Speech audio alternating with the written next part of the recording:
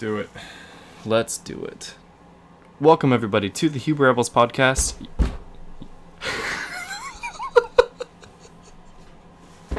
Oh, that's a shout out to another podcast we both love. No, let's restart. Welcome, everybody, to the Huber Rebels podcast, your favorite podcast featuring two dudes talking about movies and video games and our everyday lives. My name is Jordan. My name is Ethan.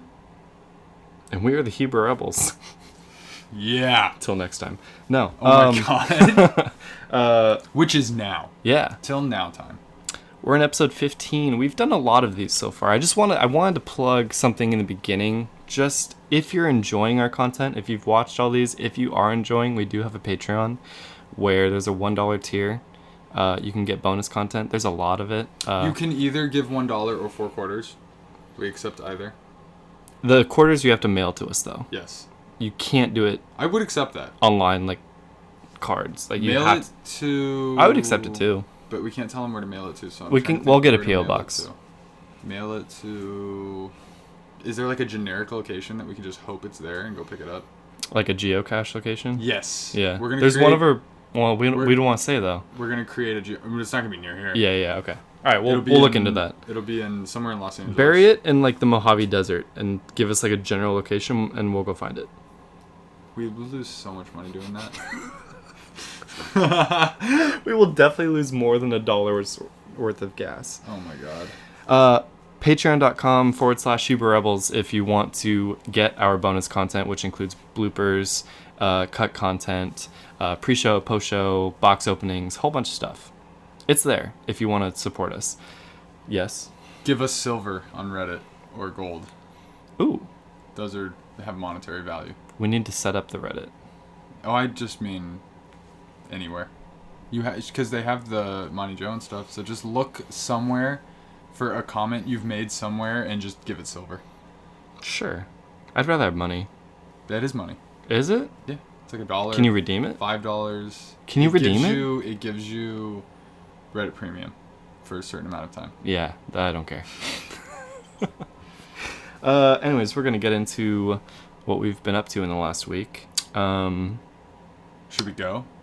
Let's Pokemon Go. Yeah. So, a couple weeks ago, I told Ethan about a time I went to Disneyland and had a great day of Pokemon catching. I caught myself 2 Mewtwo's and pretty much convinced him that that's the seller on, like, how to get a Disneyland pass is Pokemon galore. Cross-promotion opportunity. So, the Mewtwo raid came back for 1 day, 1 hour-ish, on Tuesday. Yeah, that 1 hour thing is a bit fuzzy. Yeah, which is fine. That's good. It's a good thing. So we decided we were going to go to Downtown Disney. There was a handful of gyms that we could Access. That we were able to get into without passes. Yes. And we were going to try and get at least 1 Mewtwo for each of us. So I came to pick you up, and then you surprised me with... Your lovely fiance joined us. Yeah, that was which I was very happy about. It was supposed to be a... I pull up in my car, and you're like, oh, he's here. And then she pulls up behind me. But then you weren't there. Yeah. So that didn't work. I'm sorry. But it also worked when we walked over. We were at a building I didn't know existed, so I didn't know where to go exactly. Also, I came from the south, so that's why I went to the south parking lot. Yeah. Whatever.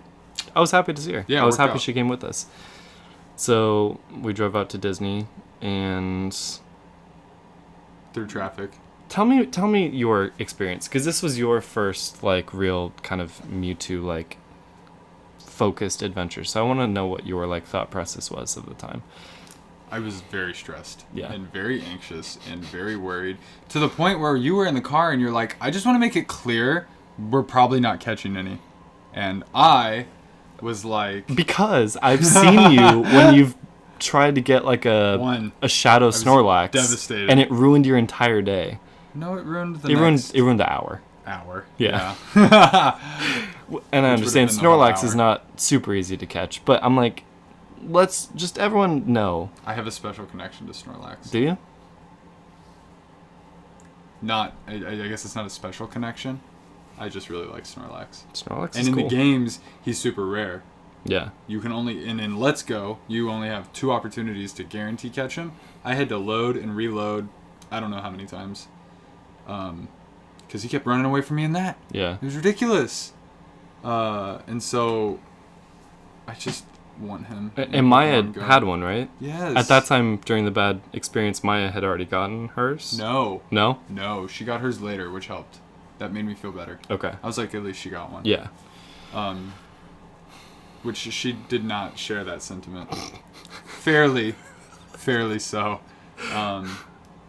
And so we wanted to get there with enough time to make sure we got in a group. Yeah. And which I didn't think we would have any trouble with. You said we needed to get there early.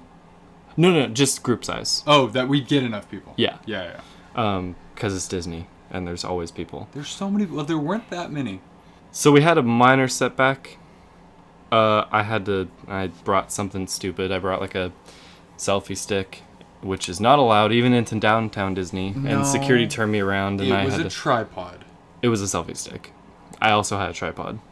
Oh, it wasn't the 3-prong. Oh, I thought that was what. That's allowed, even though it's just as long as a selfie stick. I was upset because I thought that was what you had to take back to the car. No. Okay, I didn't realize you had a selfie stick. But there's no difference.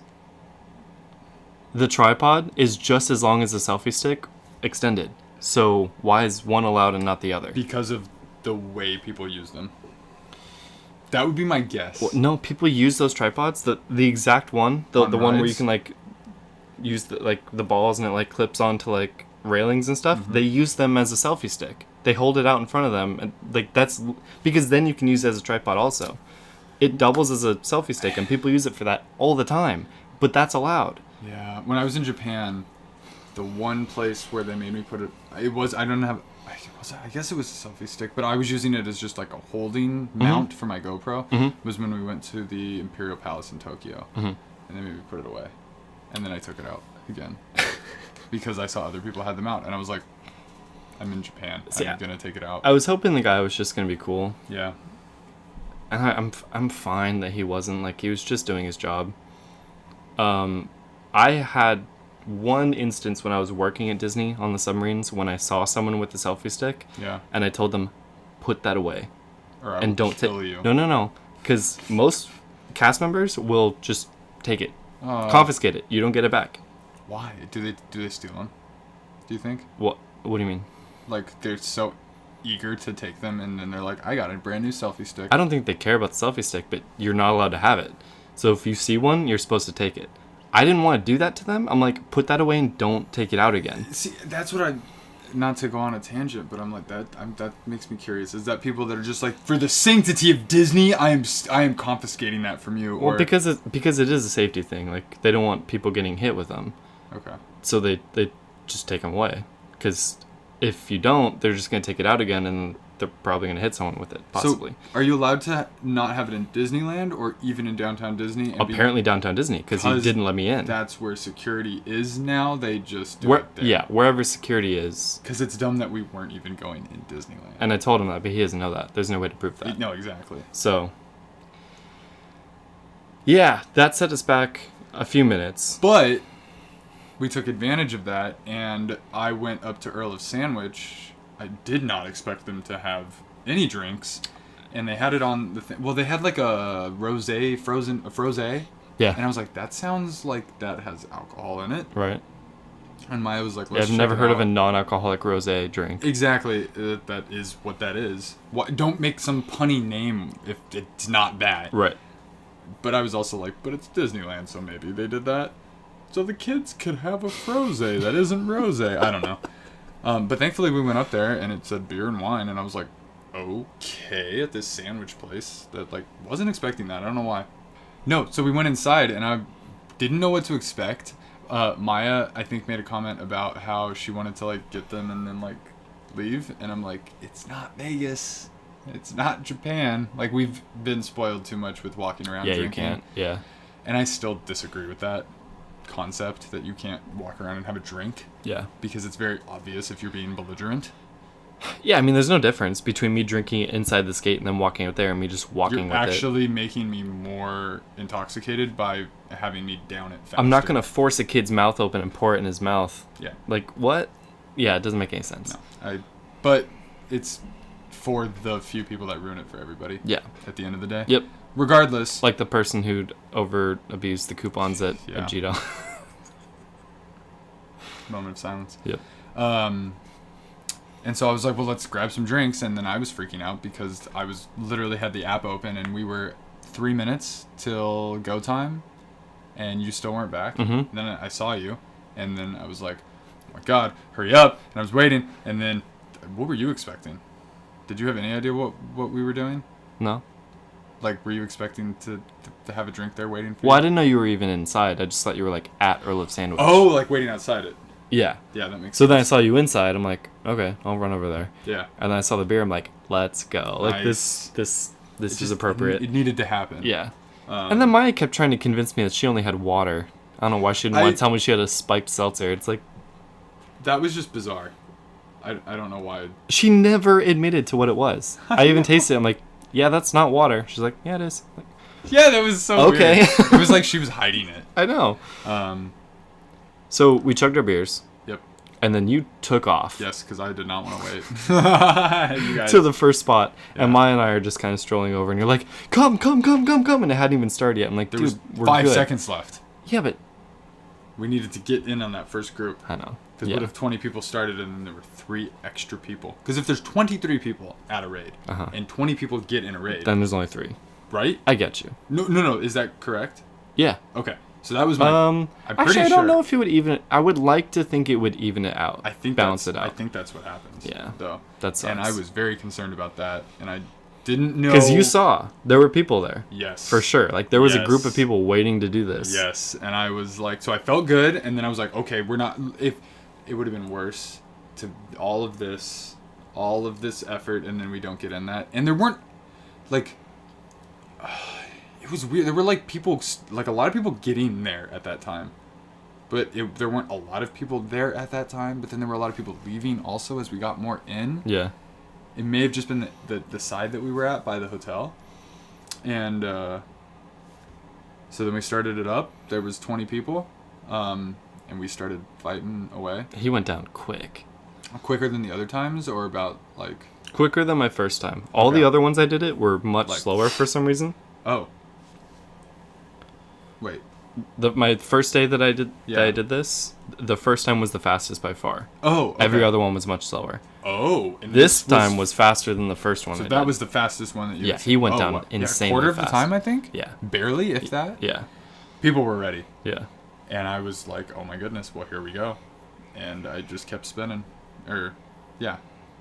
like spinning curveball, and I don't even remember. Well, I have it recorded. I need to watch it. And all I remembered was how you got excellent throws. Yep. And excellent throws are so rare. Like they're Not for him. so because he's such a big circle, Yeah. it's easier to get it down small. Yeah. When you have a small circle that gets to the point you can't see it. Yeah. It's like, how do you get an excellent throw? I've gotten a couple recently. Yeah. Now, because I've been trying to get them. And when I got the excellent, I was like, this is the one. This is gonna work. Reward me.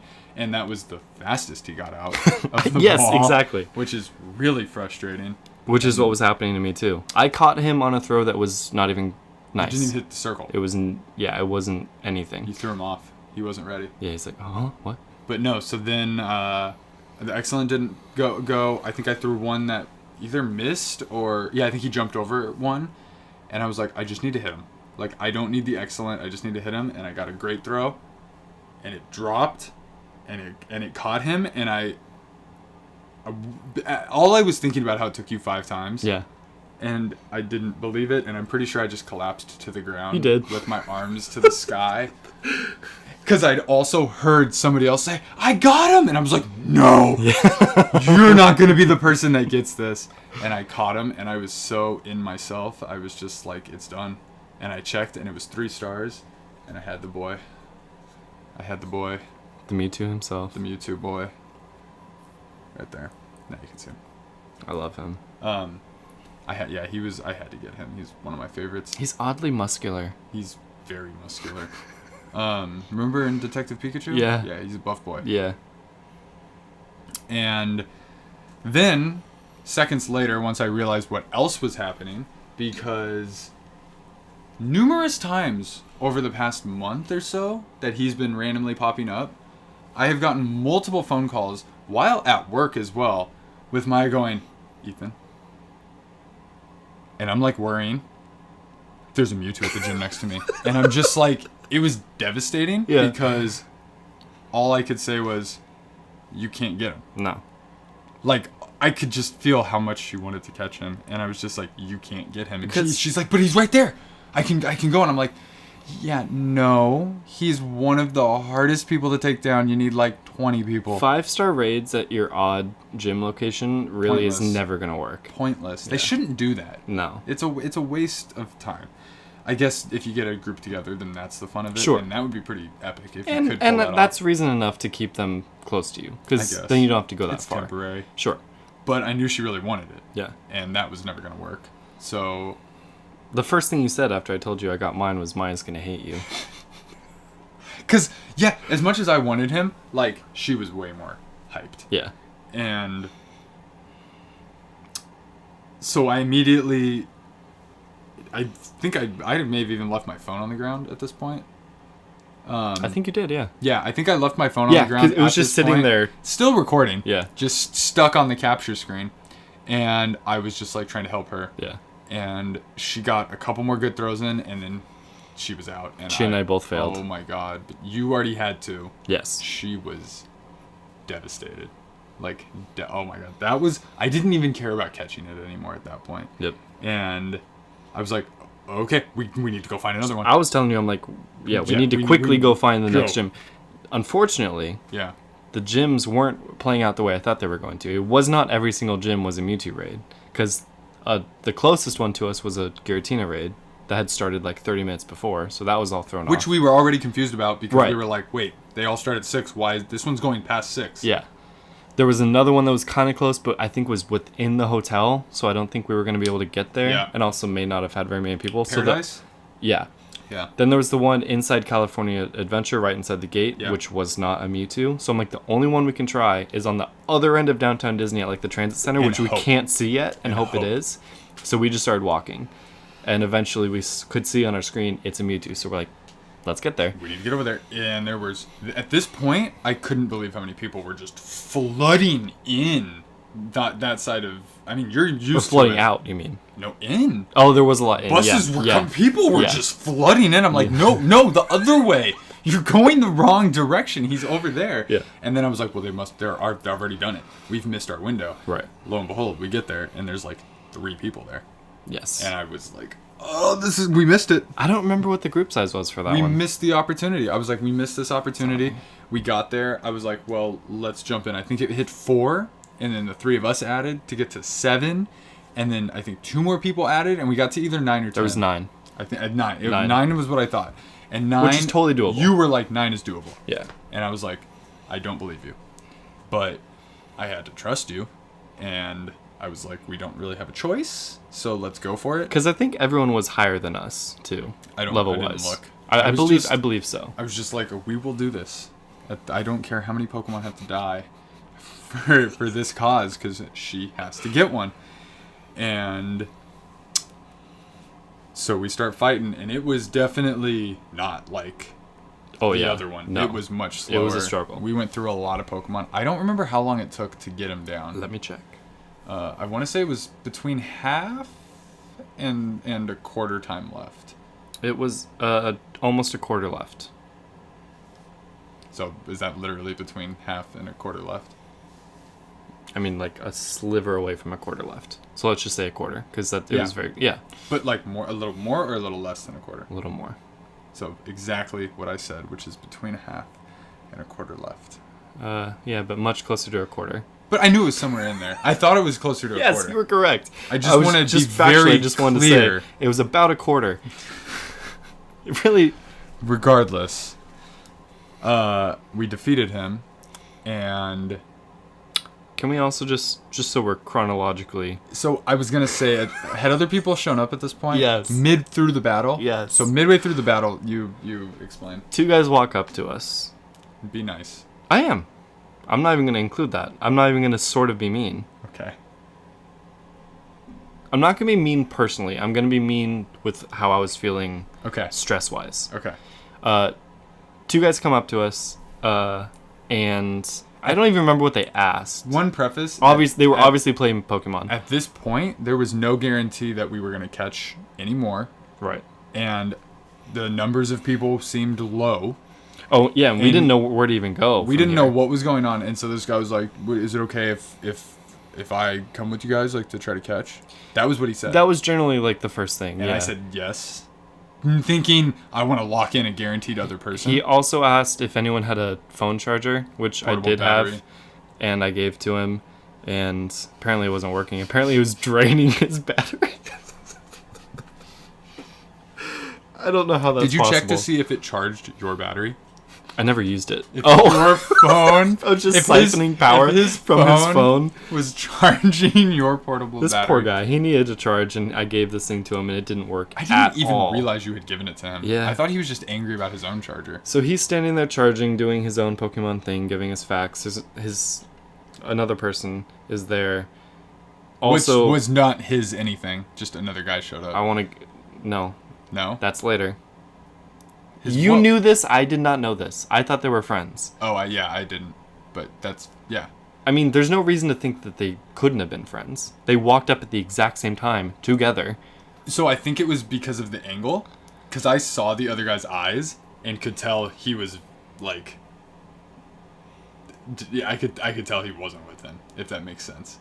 Yeah. The looks he was giving... Yeah. Was very much like, I'm not with this guy. I was trying not to look at either of them because of what was going on. Okay, whatever. That no spoilers. Yeah. They weren't friends. I thought they were completely. Whatever. Second guy is just doing his own thing in a different group, much smaller. Is that what the case was? Well, because I don't think the other guy even tried. Did he?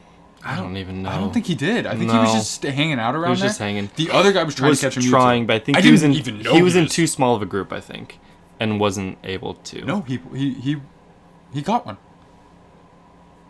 I gave him a fist bump. He started over at some point, though. Because I know this. Because it took way too long. For her. I was freaking out. I'm like, dude, we need to go. Yeah. We need to get to the next gyms, and we're just sitting there waiting for these strangers whose names we don't even know, waiting for them to do their thing. And I'm like, can we... The whole thing had been a time crunch. You were running away from us to get to the first gym, right? Clearly, we were like, let's make this as efficient as possible. And then we just stood there waiting for these people to do their thing. And I was so upset. I was waiting for you to say something. And that's why. What was I gonna say? Let's go. I did multiple times, and he's like, "Yeah, I'm not done yet, though." I'm like, "Okay." Oh. Regardless. And I like this guy. Like, that guy is cool. Yeah. Like, nothing wrong with who was still doing his thing, but I'm like, why are we waiting right now? Before he finished his battle, we finished our battle. Yes. And Maya did catch one. Yes, she did. Very quickly. Really She quickly. was just like, "Oh, I got it." I'm like, huh? I know. It was hard to believe. And, however, it was. I also caught one. You caught one too. Yep. So that was your third. Mm-hmm. Mewtwo, just so we are clear what we're talking and about. Did you catch one? So I caught one very easily because it was a guaranteed catch. Because I had looked up that if a shiny one pops up, then it's a guaranteed catch. And when first we were in the midst of all of this, and it just popped up, and I was like, "What?" You turn your phone around to me and show me the green belly Mewtwo. I'm like, you have got to be kidding me. I couldn't believe it. I still can't believe it. Here I was thinking the luck was in my favor, and now I'm like, oh, screw me. So, that was insane. Yeah. First of all, 2 in a row. One first catch, second a freaking shiny. Also, all I wanted from the second one was for Maya to get a Mewtwo. Yeah. She got a Mewtwo, Yep. and it was 2 stars. And she wasn't happy about it. I know. And I was just like, oh God, I'm just keep going up. Now, to be fair, my Your first shiny, one was also 2 stars. No, my first one was 3 stars. My regular Mewtwo was 3 stars. So that's I was right. taking care of it, and then my shiny was 2 stars. Right. And so all of my Mewtwo's were 3. Were 3, yeah. See, you have 9 stars. I only have 5 stars. I have 12 stars. You're 4 now? Oh, no. Yeah. Oh my goodness, that's right. So, at this point, I'm in the back of my head very excited that I got a shiny. but Maya's still sad that she has a 2-star Yeah. Mewtwo. Yeah. And that's really... All the more reason for us to have been like, all- let's go. I know, and I wanted to go. It was awkward. It just was this, like, weird sticking situation. Very sticky. And so when this other guy caught the Mewtwo, we didn't know what he was. We assumed that the first guy that showed up was like the most advanced, Right. And he did have an insane amount of stuff, Well, and he liked to brag about it too. and very much brag about it. But so when this other guy caught the Mewtwo, I gave him a fist bump. He's like, "Oh yeah, I have 23." Right. I could almost feel you're like, can I take my fist bump back? 'Cause, Yeah. like, it means nothing. I mean, I didn't know, so I didn't Right. feel bad, but Right. it was just like, Oh. why are you here? Like, that's no fun.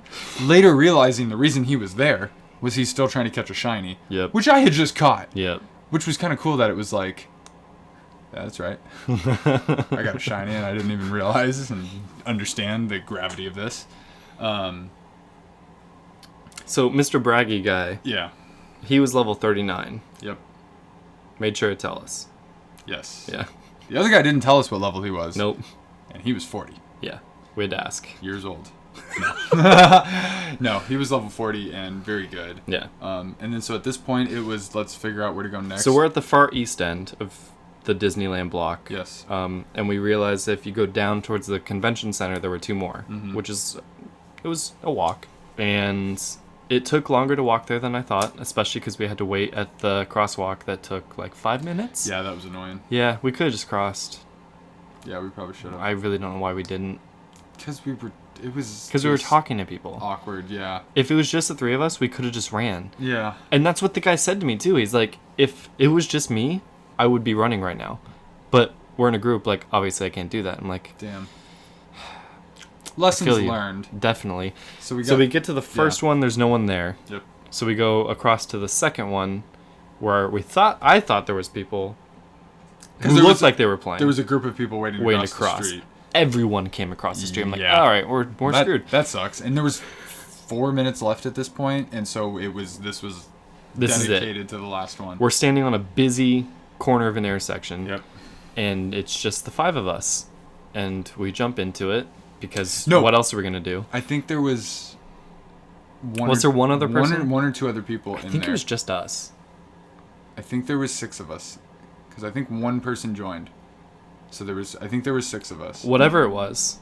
There wasn't 6 of us by the end. The guy whose name oh no, we did learn his name. I don't remember. Mr. Brag about his Pokemon guy. Yeah. He realizes that this is a futile gesture.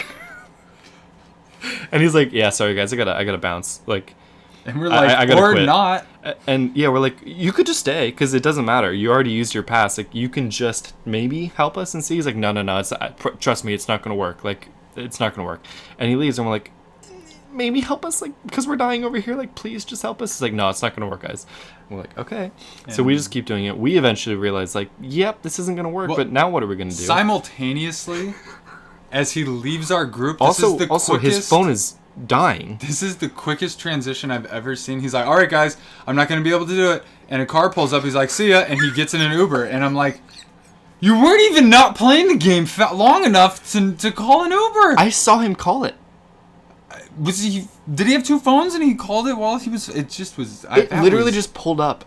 That was. right then. I've never seen that before. And he wasn't fazed by that. He was like, oh, Nope. there's my Uber. Like, huh? Like he had some car waiting for him and this was all planned to So dupe us. I'm very confused because I still think these two guys are friends. And he just left without saying goodbye. You still thought they were friends? Oh my Yes, god. dude. Oh, Yes. that's hilarious. It was crazy. Oh, that's hilarious. Oh. I did not know that you were still thinking that. That's hilarious. So I I'm was looking talking- at this guy. I'm like, Well, I guess your friend didn't want to say 'cause goodbye. You walked with the other guy the whole time. I walked with the awkward guy the whole time I know. because I like to be nice and I wasn't trying to be mean. to create a buffer between the rest of the group so that not everybody had to partake. And so I do proceeded appreciate that. to look at all of his shinies and Groudons and Anything good? all of this, and he was like, "Here, scroll through. Here, scroll through." What is a Groudon? And his screen wouldn't even scroll. I was like, hey, you show me.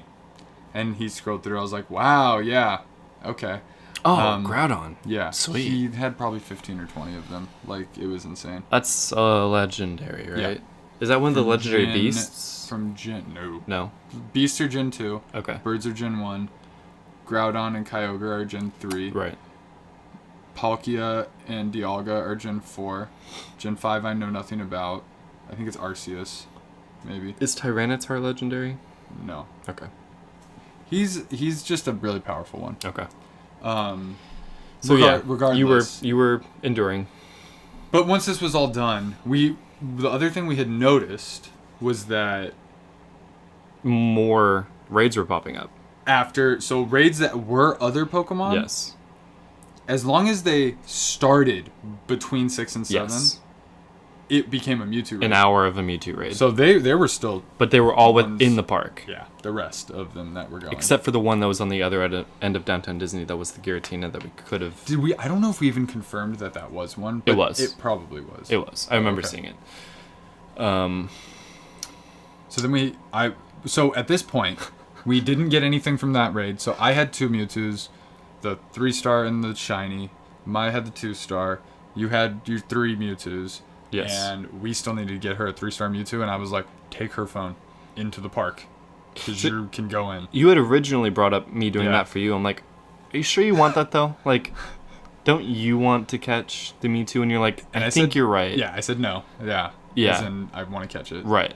But Maya's like, I don't care. Take my phone. Get whatever you can. I'm like, okay, I'll do it. Oh, so we start going back into, like, the main compound of Disney. We have to go through security again.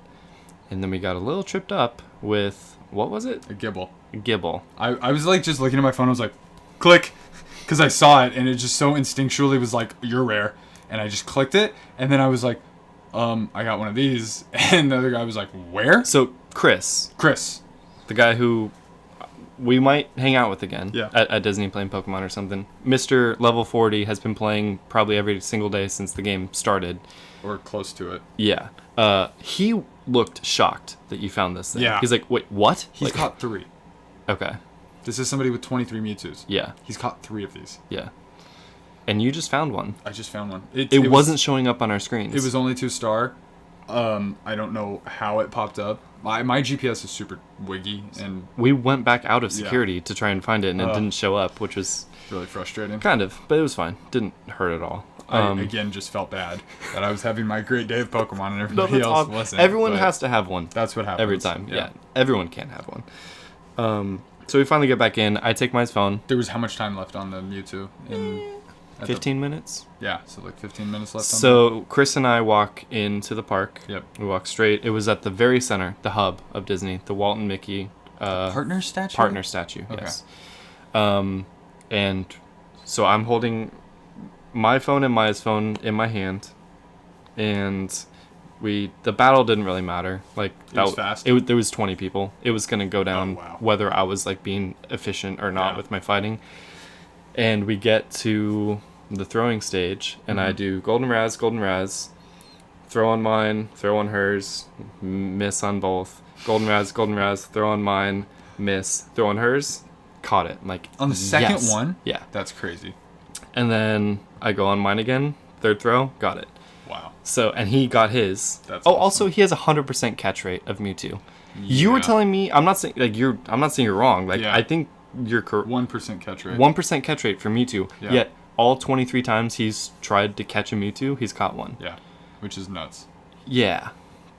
That's crazy.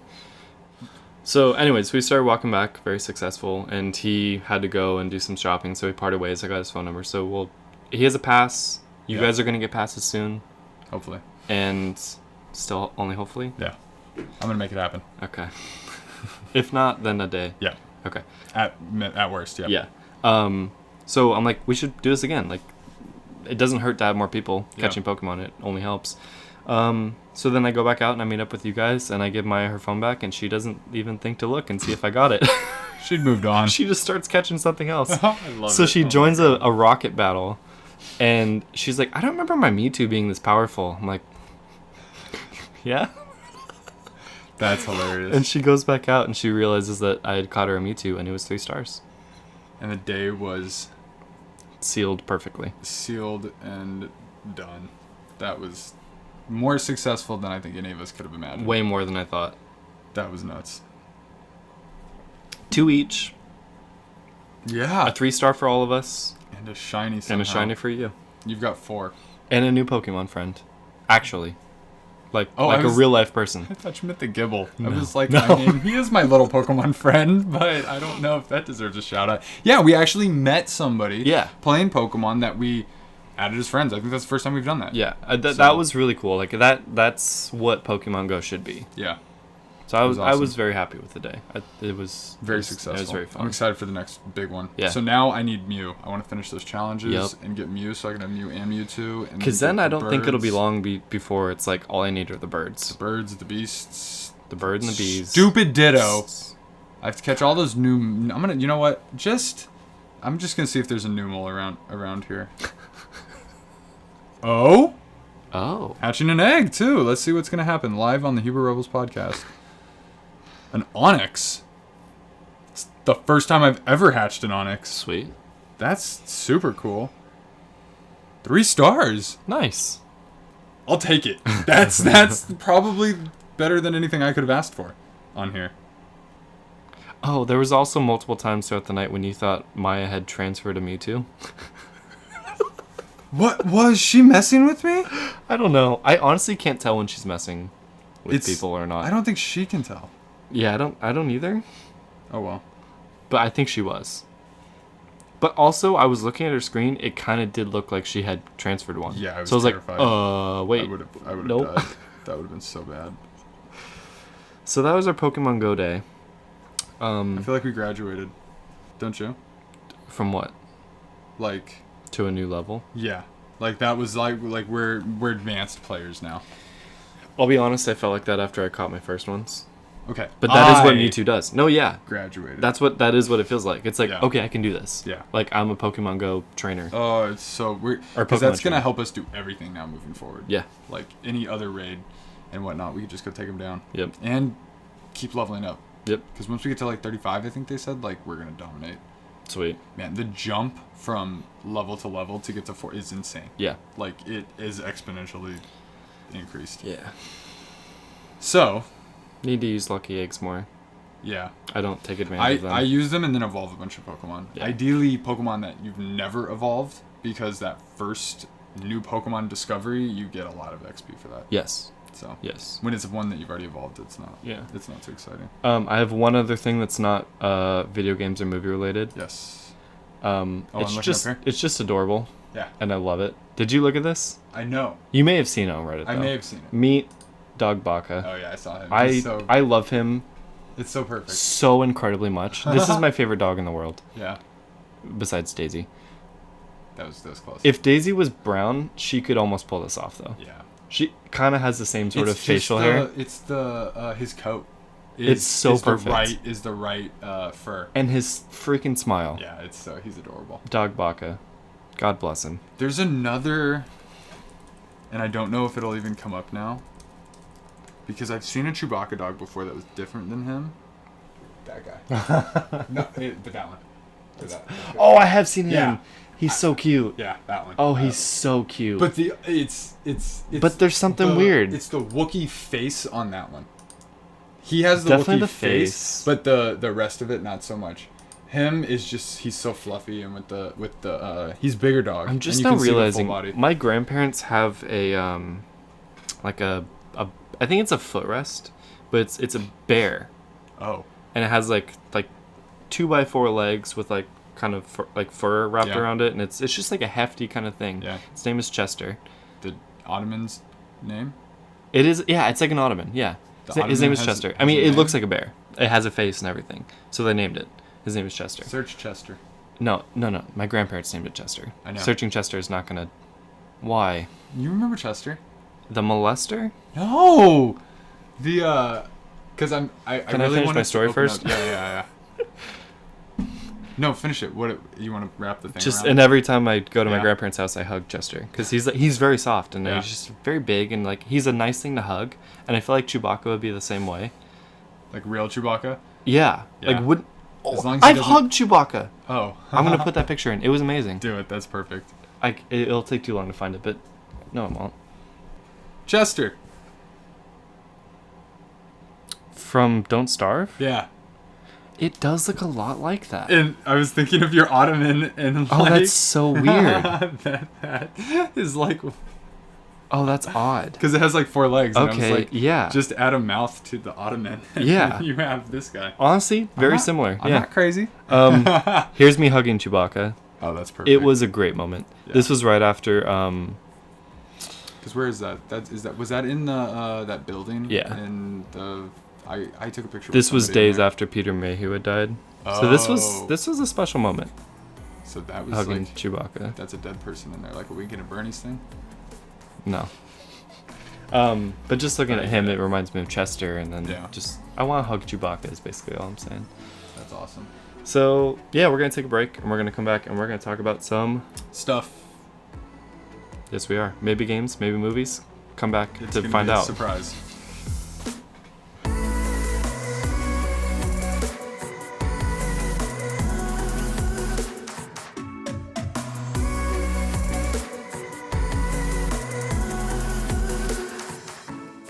Hey, I'm Jordan, And I'm Ethan. and you're listening to the Huber Rebels podcast. Thanks for listening. Welcome back to the movie segment. I know you were waiting. Is that what we do now? No, we teased it. We didn't let them know what it was right. gonna be. I was like, why the drum roll? I was Yeah. like, I feel like we've done that before, we did. but I'm blanking on. I don't remember what it was. Yeah, I don't either. But movies. Movie slash segment. TVs. Yes. So we watched a number of trailers. Yes. Rick and Morty season 4. Yes. Just more interdimensional antics. I think that's how everybody refers to it. That's all. Yeah, it's all it can be boiled down to. There's really not much to say other than I'm sorry, Chachi. And I don't know who Chachi is, but when I hear the word Chachi, I think of some famous reference. Joni loves Chachi. Yeah. Yeah. What is that though? It's a spin-off of Happy Days, I believe. There you go. Yeah. But I don't One know. of one of 7. Wow. Yeah. So the little alien guy gets shot in the teaser, and he's just very cute looking, and he explodes all over Of Morty. course, And because everything you love in Rick and Morty probably isn't gonna last. Exactly. Hmm? I was very close. Oh, I thought I was wrong. No. Exactly. If you're cute and adorable yeah. and lovable, Yep. you're probably gonna explode and die horribly. Including if you're a fart. If you're insanely ugly and off-putting, you're probably doing the killing or something. I don't know. You're probably gonna die too. 'Cause Yeah, that's a lot true. of stuff dies in that Oh, show. yeah. And then it comes back and it exists forever. But yeah, season 4 officially coming. I think it was said November 13th. Justin Roiland is just a magical amazing. person. He's amazing. I really want to get like the Rick and Morty VR game and all that kind of stuff. And the Trover saves the universe. When I was at my coding school, Yes. the Oh my floor God, I forgot above you did us that. was Oh, Rick and Morty. That's right. I totally Which forgot about that. was mind-blowing. Because you weren't watching at the time, right? No, Or was I had seen it. It was right around that. Season 3 hadn't come out yet. Yeah. So I had seen the first 2. We went That's up how long one time. it takes for them to make this stuff. I think we went up one time with someone who was going to floor 4, Yeah. and we saw in I like the remember lobby. you said that the elevator opened and you saw. We just saw the world of Yeah. where Rick and Morty is created, and it was like, oh, Crazy. it was so cool. Did they have I think there was a statue? giant Rick and There, yeah. I remember But then that. we went down to the floor below and just nerded out for the rest of the day. That's so cool. Yeah. So season 4 coming, they're gonna do 5 episodes. They haven't said when they're gonna do the rest of the episodes, but I'm assuming they'll do 5 after Christmas. When did it say for the first 5? February? November 13th. I Oh, think. Oh sweet. yeah, no, it's very soon. Oh, cool. Because yeah, 5 weeks that puts them right before Christmas. Yep. And then, they should do a Thanksgiving episode. We were going to watch the El Camino trailer, but we decided we want to jump into it as fresh as possible. No we don't spoilers. want to spoil anything. We don't want to Even put the ourselves tone. off. Yeah. And I don't want to know the tone. Nothing. I Because just when we're recording this, the movie comes out in 2 days. Yeah. So we're very close. So we're like, there's no point for a trailer at this moment. So we're just gonna wait and watch the movie. fresh. We watched all Breaking Bad, so we know the gist. Yeah. I just have the image of Jesse driving away in the car crying. Like that's how I want it to start. It really was a perfect ending. Yeah. Because that's really all I wanted. I haven't watched many shows all the way through. Yeah. And by the time Lost ended, I didn't really know what was going on. So I didn't really have anything to pull for. I was just like, okay, well, how is this going to end? By the time Breaking Bad ended, him getting out of it was all I wanted. Yeah. So I was very happy. We also watched another trailer for Which one do you want to do? Birds. Yeah. Birds of Prey and the Fantabulous Emancipation of One Harley Quinn. There it is. It was on there for about 2 seconds. I did not have enough time to read that. I think is the name. No, that sounds right. We feel different about this movie, which I wasn't exactly expecting. What I said to you afterwards was, also, if you want to see us watching and reacting to these trailers, it's in the pre-show, which you can get on Patreon, the bonus episode. Cuba Rebels at After Dark. In the dark. In the dark. Yeah. What's the Goosebumps scary stories to tell in the dark? Yeah. Cool trailers to watch in the dark. Cool trailers to watch in the dark. There you go. That's so good. I like it. That's on Patreon. Patreon.com/HughRebels. After we watched the trailer, I was like, the only reason I'm interested in this is because of Margot Robbie and Ewan McGregor. That's it. Nothing about this looks appealing. And you think it looks good? I thought it looked kind of cool. Yeah. Does it look cooler than you thought Suicide Squad looked? Yeah. Oh yeah. Really? I was never into Suicide Squad. Yes, you were. I was always very. We were excited for Suicide Squad. No, I promise. I was like. I You was like can't back at. No, I swear. Do this. I swear. You can't be like, 100%. I was never into it. Like, I swear 100%. I was not hyped for that movie. 100%. I think Will Smith was the only reason. I remember you were very hyped. But you were also so let down. How could you be let down if you weren't hyped? Because of how objectively painful it was. Genuinely, I think I was gonna not see it. I'm so upset. I'm not lying. I'm not making this up to be like, I knew. I didn't know. I just was like, I remember Brandon always talking to me about Suicide Squad and me never being as into it as he was.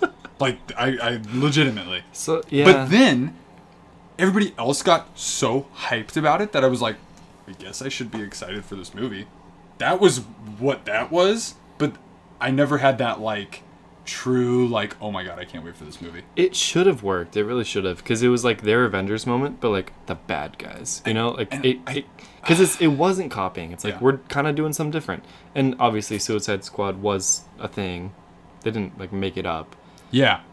But it was a cool concept, and it really should have worked, and it was awful. I'll own mine. I remember I was excited for Batman v Superman, yeah. And I enjoyed it. And then I came out and I was like, everybody hated that? I really enjoyed that movie. Interesting. Yeah, and then, that movie's really, I think... I've only watched it the one time, and the more I thought about it, I was like, yeah, that was a bad movie. I strongly dislike that movie. But I genuinely came out of that like, that was great. And then Justice League, the worst movie ever. And then the only thing I liked Wonder about Woman? The only thing I liked about... No, that was the beginning of Batman vs. Superman. Was where it was the ground perspective.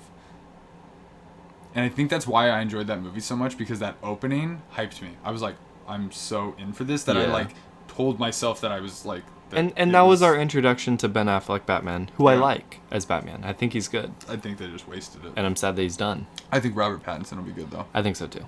And, but no, and then... So I had already... After Justice League, I was, like, very skeptical. But Suicide Squad was supposed to be the one that would be good, right? And I don't remember what it was, but... Was Suicide Squad after Justice League? I think it was. I don't think so. No? No. I'm not... Yeah. Because I remember Ben Affleck's Batman made, like, a weird cameo in Suicide Squad. Okay, let's see. So, August 5th, 2016. I could be way off, because I don't care about those movies. No, I don't either. I have no... I think they came out the same year. Justice League came out a year and a half later. Okay. So, we already knew. So, I was backwards, right? Because I said Justice League and then not Suicide Squad. So, right. Yeah, so... We already knew where things were going for DC at this point. Yeah, I like... Brandon knew a lot about Suicide Squad, if I remember correctly. And I was like, why do I know nothing about this? And then I found out Will Smith was going to be in it. Right. I was like, well, that sounds cool. All I needed to know was that Margot Robbie was in it. And I remember you were very excited about that. And I already hated Jared Leto at this point because of the 30 Seconds to Mars concert that I saw him at. That was one of the most awkward, painful, horrible things I've ever seen, to the point where they were booed off. I had a friend at that concert. And... Oh, it was horrible. I have a Yeah. backstage story about that. My friend works for K-Rock, so she like works those concerts. She was working that concert. Apparently, 30 Seconds to Mars didn't let their openers into like the lounge that they were at, where you could just kind of chill and like enjoy some like drinks and food and stuff. What openers? Whoever opened for 30 Seconds to Mars at that concert, or were you at something else? Yeah. I thought you and my friend were at the same concert. No, I was in Chula Vista, San Diego, at an amphitheater festival. For It was Offspring at the end. There was a bunch of bands. And It was Offspring, 30 Seconds to Mars, Okay. and Blink. I'm thinking of something else And then. Offspring got us hyped. 30 Seconds to Mars killed it to the point where we chanted, "We want Blink. We want Blink." And they just left Yeah. because it was so bad. Wow. He was out there just doing his, like, yeah, Jared Leto sucks. I'm a superstar. Okay, And I was just so like, doesn't matter. ugh, Doesn't matter that regardless. you weren't Yeah. at where I'm talking about. They But- had a concert so, where yeah. they had openers, and Okay. they wouldn't let them in the like performers lounge. They just cut them out. They're like, "Yeah, sorry, we don't want to associate with you." yeah, I'm not surprised. Jared Leto sucks. Yeah, I don't like him. He's a terrible person, I feel like. Yeah. The only good thing I've heard about was he was in that one role where he played a transgender or something like that. Texas something. Something about Texas?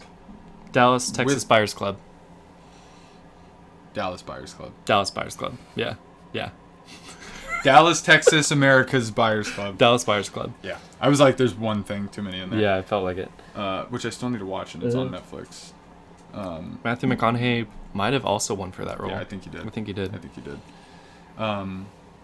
Suicide Squad was rough. I remember I went in with an open mindset of like, okay, and just the slow realization of like, this is not good. Because people were also hot and cold about his Yeah. Joker before when Yeah. we saw teasers. Like Yeah. some people were into it, the tattoos and Yeah. like and some people were like, nah, Nope, this is dumb. no. And I could see both sides, but it was Me too too. hard to tell Yeah, I was not. what it was. I hadn't made a decision yet. Yeah, and I feel like the Harley Quinn thing kind of covered that. Like it.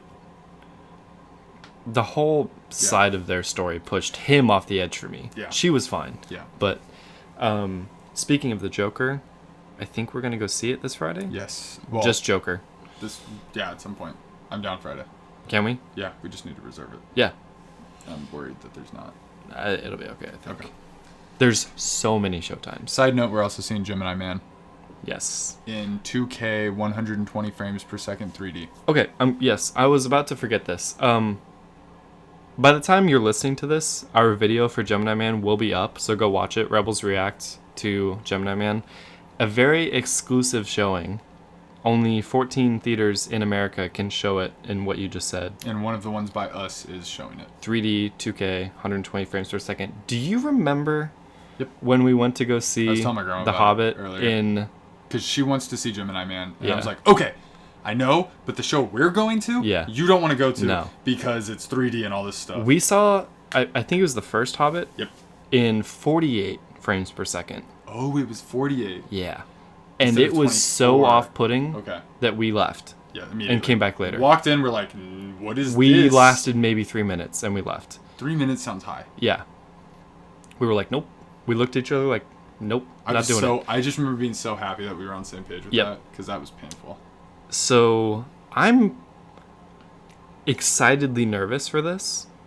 I'm excited to see what it is. Did you read the article I sent you? I skimmed it. Okay. Should I summarize it real yeah, quick? yeah. So, director from Life of Pi, known for Ang Lee. visual and... Ang Lee? Ang Lee. Ang Lee. Known for, like, his visuals and whatnot. So, his theory is that since everybody's watching everything at home, and they even made a good point, like, home technology is almost more advanced than movie technology at this point. You can have 4K, Super Dolby, all this craziness in your home. He's like, we need to push this, like, past. And given the plot of the movie with a clone, Yes. he said it was going to be really uncanny valley if they had done it like a traditional movie. Yeah. And so by going the 120 frames per second, hyper realistic, it has to be perfect, and it looks real. So it's more believable. Yeah.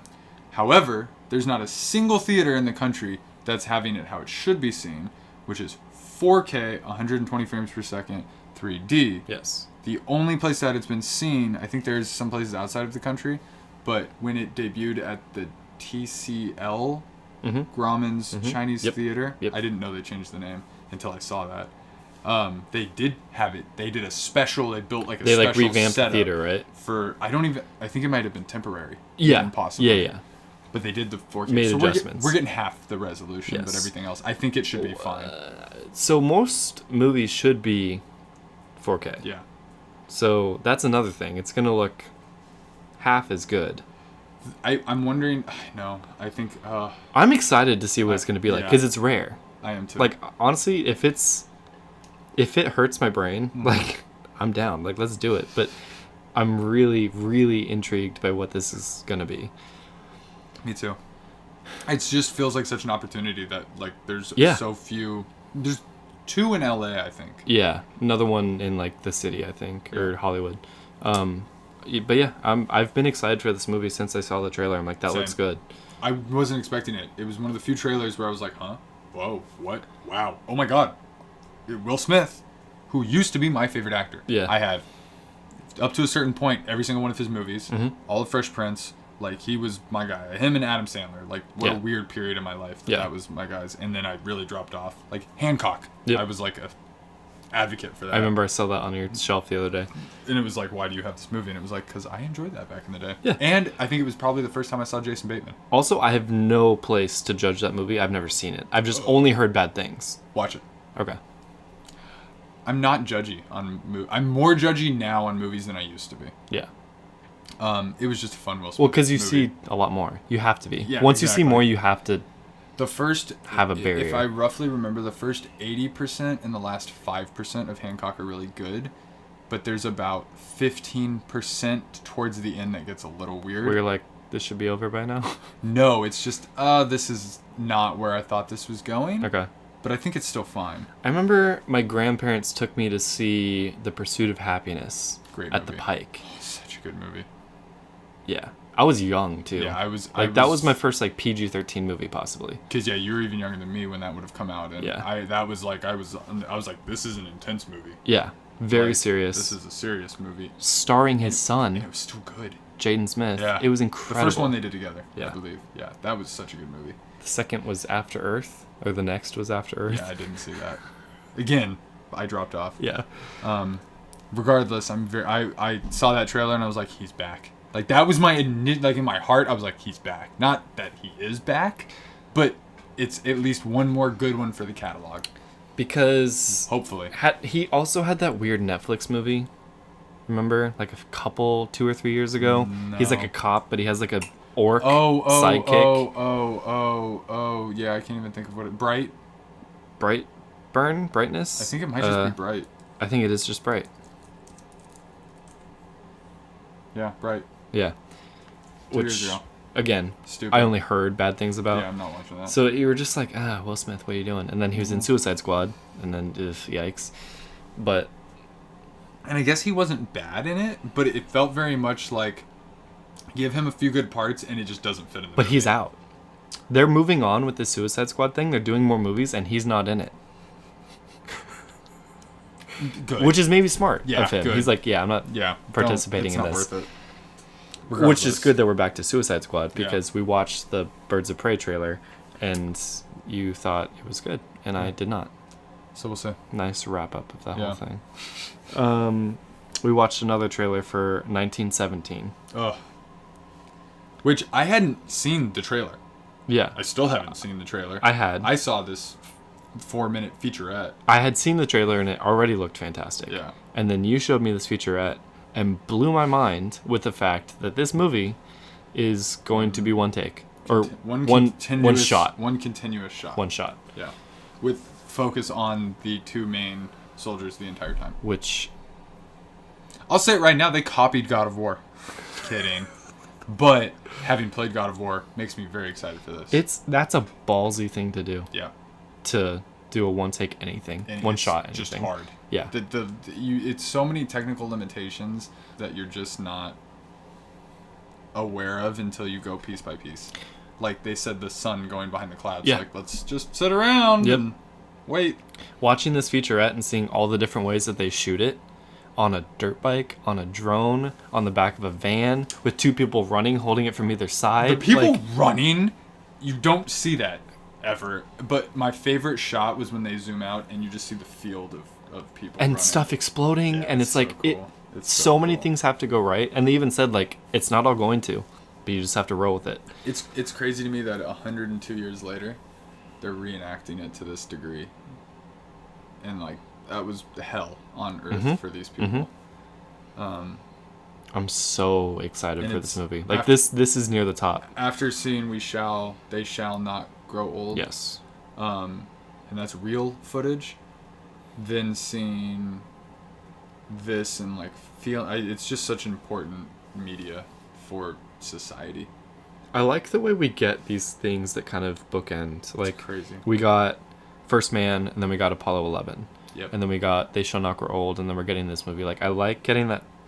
We get the documentary and we get the narrative, like I'm perspective of things. A little backwardsly upset because I like to watch the Narrative first.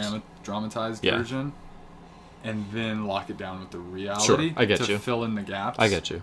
This is less important Because of the feat that this is. It's like not a specific story though. Sure. Whereas like so I'm specifically not watching Will You Be My Neighbor until the Tom Hanks one comes out. I'm gonna watch the Tom Hanks one and then watch the Will You Be My Neighbor, which killed me because I really wanted to watch it. One of my top 10 favorite movies of last year. Every time I see it, I'm like, I'm waiting. Like, It made me cry. Yeah. And I love any movie that makes me cry. Yep. And I saw a movie this week that made me cry. Judy. Do you know what this is? It sounds familiar. I could tell you. I want to see if it. Oh, you already saw it. Yes. It already came out. Yes. Damn. Yeah, I want to go see It that. is I'll about Judy Garland, Yep. the actress who starred in The Wizard of Oz. Mm-hmm. And it takes place in her later life. It takes place in an era when she kind of doesn't have a gig. What I got from the trailer is when she's struggling. Struggling, Yeah. for sure. And she's trying to find work. She's still Can't believe loved, respected, but like Yeah. can't She's really remembered. find... Yes, remembered. Perfect. Everyone knows who she is, Yeah. but no one's seeing her. And she's what Rick Dalton's greatest fear was. oh god, yeah. Wow, yeah.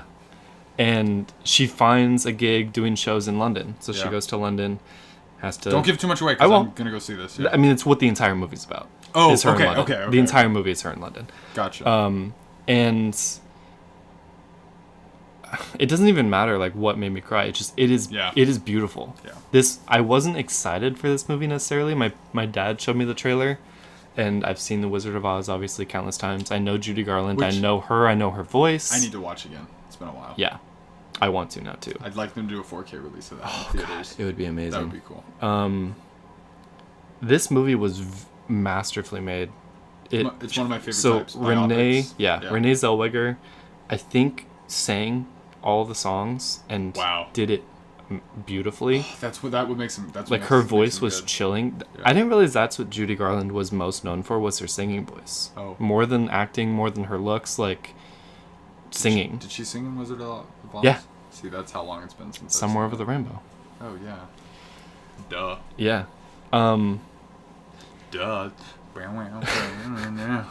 My favorite part of that song. Sorry. There are some really cool shots in this movie, like long Oh. shots where the camera doesn't cut or anything. It just kind of circles around her, and it's just I love this movie. You need to see it. One shot stuff is my favorite. No, I'm happy you reminded me because I totally forgot.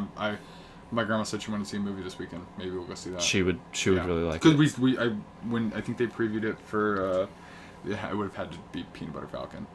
Okay, yeah. But I don't remember seeing trailers for that. So Really, any movie that makes me cry, yeah. I instantly love, and this movie made me cry twice. Well, because if that's happening, It's then it's doing because something, whether it's good yeah. or bad. Like it's affecting you, Yeah. so it sticks with you. Yep.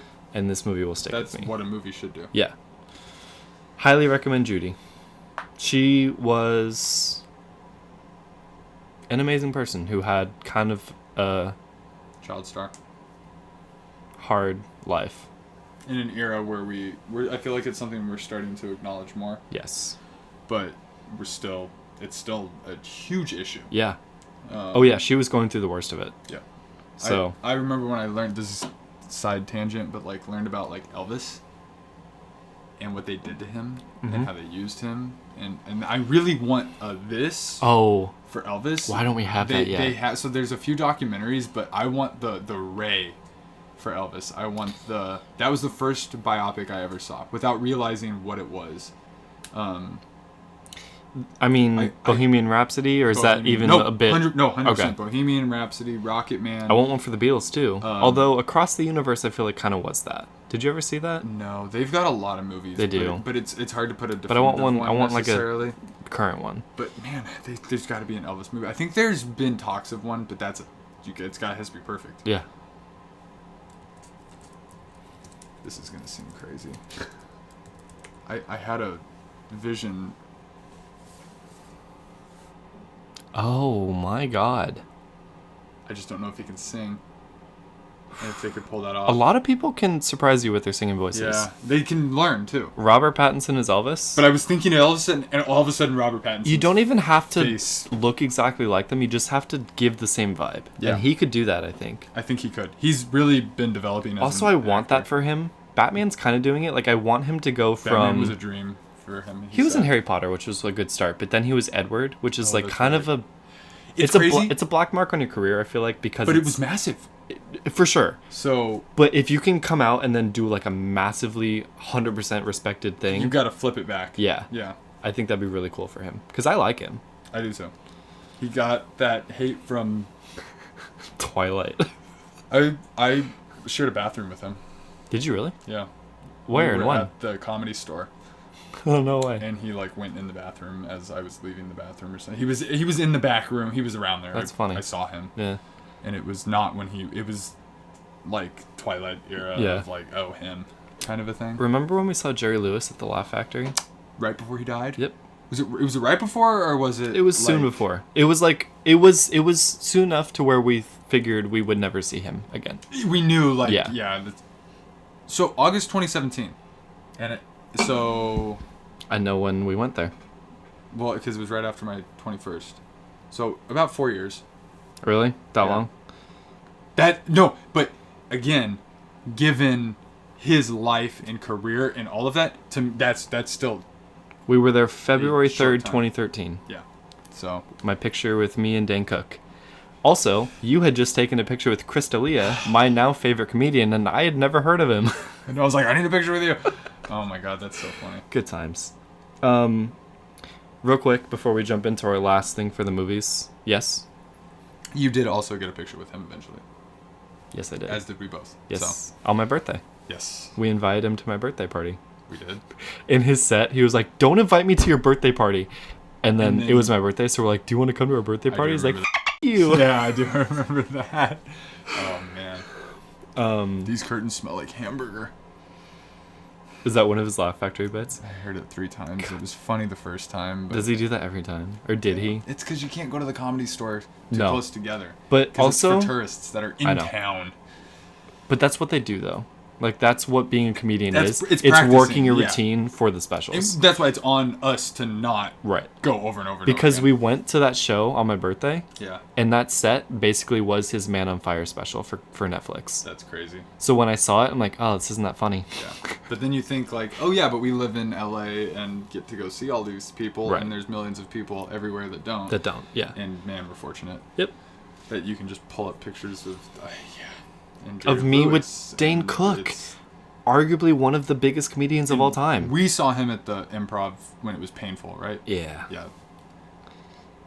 Not even that he was bad. It's just like I don't even know how to describe him anymore. I know how to describe it. What? He literally was like, "Ha ha ha! I'm successful. F you guys. I can do whatever I want." Yep, that's it. Yeah. Yeah. Because he is successful and he still has that air, but like, he didn't give. He has it without trying anymore, and it just comes off douchey. But comedy is different from what he does now. I feel like his style of comedy is not the thing anymore. He was the first stand-up comedian I ever saw. Me too. Not in person, but on YouTube. He was the first one I listened to. I listened to his whole album. Circle of Fire. died laughing. Oh, you listened to him? Yeah. So On I an saw iPod. him on YouTube, and what resonated with me was his mannerisms. Uh-huh. I feel like that's what he's known for. Yes. Is all his his acting and all his over exaggerations of stuff in his voices, and that is still one of my favorite stand-up specials. I think it was at Madison Square Garden. Yep. When he's in the middle. And yeah. And it's is that not Vicious Circle let's then? do Vicious Circle. Yeah. I said something else. Circle. Yeah. I get them all confused. It's Vicious Circle. Yeah. And he has the bit about doing a B&E. I want to do a B&E. I'm They took the beads.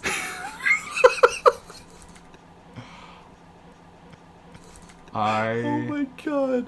I am gonna watch this later. Dude, he really has some great bits. Peak Dane Cook is peak Dane. Oh my god. Peak comedy. Hello. One last thing before we get to the last movie we're going to talk about. I have a new segment. It's called Kevin's Corner. There's the jingle. That's the jingle. That my Kevin's Corner. about Dude, to dude. Which is fine. I have a coworker. Can you guess what his name is? Corner. Yes. And every single time I work with him, he's come to learn that I'm very into movies and I see a lot of movies. So he keeps asking me about all the movies that he watched as a kid. Mm-hmm. He's 5 years older than me. So he was a little bit more up on the movies that I wasn't allowed to see as a kid, Yep. right? So every single time he asks me, have you seen this? I say no, and he gets pissed. I can relate. He's like, how can you call yourself a movie lover? I'm like, well, I can, because I've seen a lot of movies. Because it's not by your standard. Right. But Sir. he does it jokingly. I'm also joking. So he finally started bringing in movies for me to watch. I would like to bring a new movie every week that Kevin has recommended to me. And the one for this week, the inaugural Kevin's Corner movie, is Ace Ventura: Pet Detective. So, how have you not seen this movie? I've seen the second one. Which is better? I don't remember. When Nature Calls. I don't remember. So, again, Brandon, Yeah. those are some of his favorite movies. Okay. Specifically the second one, I believe. Yeah. When Nature Calls. So, I've over the years tried to when they pop up on different. If I see a old movie that I've heard a lot of people talk about, I'm like, I'll just try to watch this. Sure. Just to get it in there. I did end up watching them, and we'll talk. So we can talk about that once you watch them. Okay. You said you've seen the second one, so once we Yeah. watch the first. Yeah. But Yeah. it was very funny. Jim Carrey is He's a one of a kind he's person. unique. Yeah, that's only he could play that Yeah. role. Yeah. And okay, so the thing for me, I think I missed the boat in terms of when they came out. Yeah. They were really there was nothing like that. Sure. But going back in time, they didn't hit quite as much as I think they hit nostalgically for other people. I honestly feel like I missed it so much that I'm still able to laugh at it. I don't know Okay, why that I get is. you, I I'm get you. so far past it that I'm like, there are instances in this movie where Yeah. Jim Carrey does something that I laughed out loud Okay. hard. Yeah, I would agree with that. I'm fuzzier, and I would say I actually need to rewatch it. The movie is absurd. Yeah. And it's a different kind of movie than what we have now. Yeah. But I think I like this more than the just throwaway goofy comedies that we have now. I agree. I would compare this I to agree. Stuber. Maybe. Yes, and it's better than that. Yeah. But it's also very 90s. Yes. It's very Jim Carrey. Yes. It It's- came out in 94, the year I was born. Oh wow. So, when I think of a favorite Jim Carrey movie, one of mine is probably it's such a cop out, but Truman Show. One of my It's- favorite movies. It's so yeah. That's why I hate to even say that one because that's just considered a great movie, but that one to me holds up I think of that movie often. It's almost daily. It's the topics. Yeah. It's the themes that they're hitting on. I sometimes consider if I'm in the Truman Show. You're not. Don't worry. No, But you're not. you would be paid to say that though. But you're not. But Don't worry. The world doesn't revolve around you. no, it's not that. It's just sometimes there's things that are so coincidental that's Yeah. I know. But you want to hear a real mind F? yeah, and then multiply that times 7 billion. I know. And that's life. Which is just what you have to accept. It's but when you have the insane. Truman Show in your brain, Yeah. Obviously, I don't think that. Otherwise, I'd be like No, I get you. unraveling out of control into like trying to figure out what's going on. It's more thinking that it is even possible. Right. And like, oh my god, I like to think about it for fun. Like, ooh, what if that? But yeah, no. I think everybody has that moment. Yeah. Yeah. But I was watching this and I was seeing a lot of the Grinch. His mannerisms as Ace Ventura are very Grinch-like. And I guess why they picked him to play it. Sure. Yeah, there's a lot of movies that wouldn't exist without him. Yeah. Like The Mask, which I still haven't seen. I've seen like half of it. See, that's one I have never seen. I have it saved on some. Oh, but I think it dropped off of. Liar, Liar. Yeah, I've not seen that. I've seen part of it. Cable Guy? Does that have Larry the Cable Guy in it? No. Oh. He is a cable guy, I think. All right, so now we're going to rank our top Jim Carrey movies. 32 Jim Carrey movies. I honestly have seen a handful. Yeah, he's one of those people that's just kind of in a lot. I haven't even seen Bruce Almighty. I've seen Evan Almighty. Oh, that's sad. I know. Oh, you got to watch Bruce Almighty. I even know how different that movie is from Bruce. Oh my god, you have to watch Bruce Almighty. That's one of my favorite Jim Carrey movies Yeah. by far, yeah. Okay. Yeah. I'll watch that soon. It's so good. That one holds up. Yeah. And I use a quote from that a lot that I don't know if it's from that or it's in that because it's just such a said thing. Okay. So. No, I love that. Like, I love when you either have a quote that you say so much from a movie, or when you watch a movie and you hear the quote that other people say, you're like, that's what that's from. Yes. Yes. I love quoting movies. I'm not good at it at all. My dad and I do it. My dad and I could probably speak in movie quotes. I work with a guy like that. Yeah. Where he's like, yeah, I don't communicate with people. I just speak in movie quotes because I'm not interesting. That's essentially what he says, and I'm just like, I feel for that. I'm like, well, first of all, that's like pretty cool that you could do all these movie quotes because I can't do that. As many movies as I've seen, the only thing I can quote is Friends. Yeah. And it's like scary. I know. I've seen how good you are at that. Yeah, it's scary. I can recap a whole episode. I know. Like the notes that they have, like to overview the episode, like I can run through that essentially. Yeah. It's not good. What was the 25th anniversary thing that came out recently? On CNN, they did. That was nothing new, right? Yeah. No, there was something in theaters. I don't know what that was. But it wasn't like a no reunion episode or anything. Okay. None of that. None of that nonsense. Okay. So lastly, we saw another classic movie that we'd never seen. Very much so. That Maya had told us we need to see. Yes. So this was our third Stanley Kubrick movie that we watched together. Second in theaters. Relevant to Halloween. The Shining. The sun shining. The opposite of that, pretty much. Yeah. Always wondered what that was. Me too. Like, you're like, oh, it's that movie. I know. I didn't think it was going to be a thing. Right. I didn't. Like, you didn't think it would be brought up like or that, referenced? That directly. Right. I thought it would more like reference an event that takes place in the movie. Yes. Not be a thing. A noun for. Right. Yeah. For a personality trait. What's the word? An experience. A phenomenon. Yeah, sure. Phenomenon is, I think that's the word I was looking for. I knew a handful of like references to this movie, like the Here's Johnny. Yep. And the Maze. I knew about the Maze. The Twins. Yep. I'd seen the Twins. I've seen stuff from this movie. It's so But I didn't know how it pieced together. It's so pervasive in pop culture at this point. Yeah, and I remember because you even said you're like, you'll probably notice some other stuff that you don't realize. And I would say the pedaling through the hallways with the twins. Yeah. I was like, how? Oh, yeah, where have I seen that before? Right. Because it was really, just because it's like one of the most iconic things in all of movie history. Now, so when they do like a thankfully. look back through movies kind of thing at the Oscars or something like that, you'll see a brief thing from The Shining. And I wanted to have that in my brain. Like, I wanted to finally see this movie. So it was playing in theaters because of an anniversary. Oh, is that why? Yeah. Yeah, so they had a special. Dr. Sleep is coming out soon with Ewan McGregor, which is the sequel to The Shining. Yes. So we're like, we gotta see this because we're gonna see Dr. Sleep. Because that looked good. Yeah. And I was like, oh, it's a sequel to The Shining? Well, I feel like we should see that before we go see this. Yes. and well worth it. I loved it. I've never enjoyed being scared so much. Neither have I. Unsettled. It's the bar now for that type of a movie. Same. Which is, I don't know if that's good or bad. I think it's good. Because at least you have that, you know? I was both not worried and very worried Mm-hmm. because of its reputation. I was worried that, like, well, it's clearly got to have something. But because of its age, I was not worried. About the scariness. Yeah. Yeah. So they did one trailer for Dr. Sleep.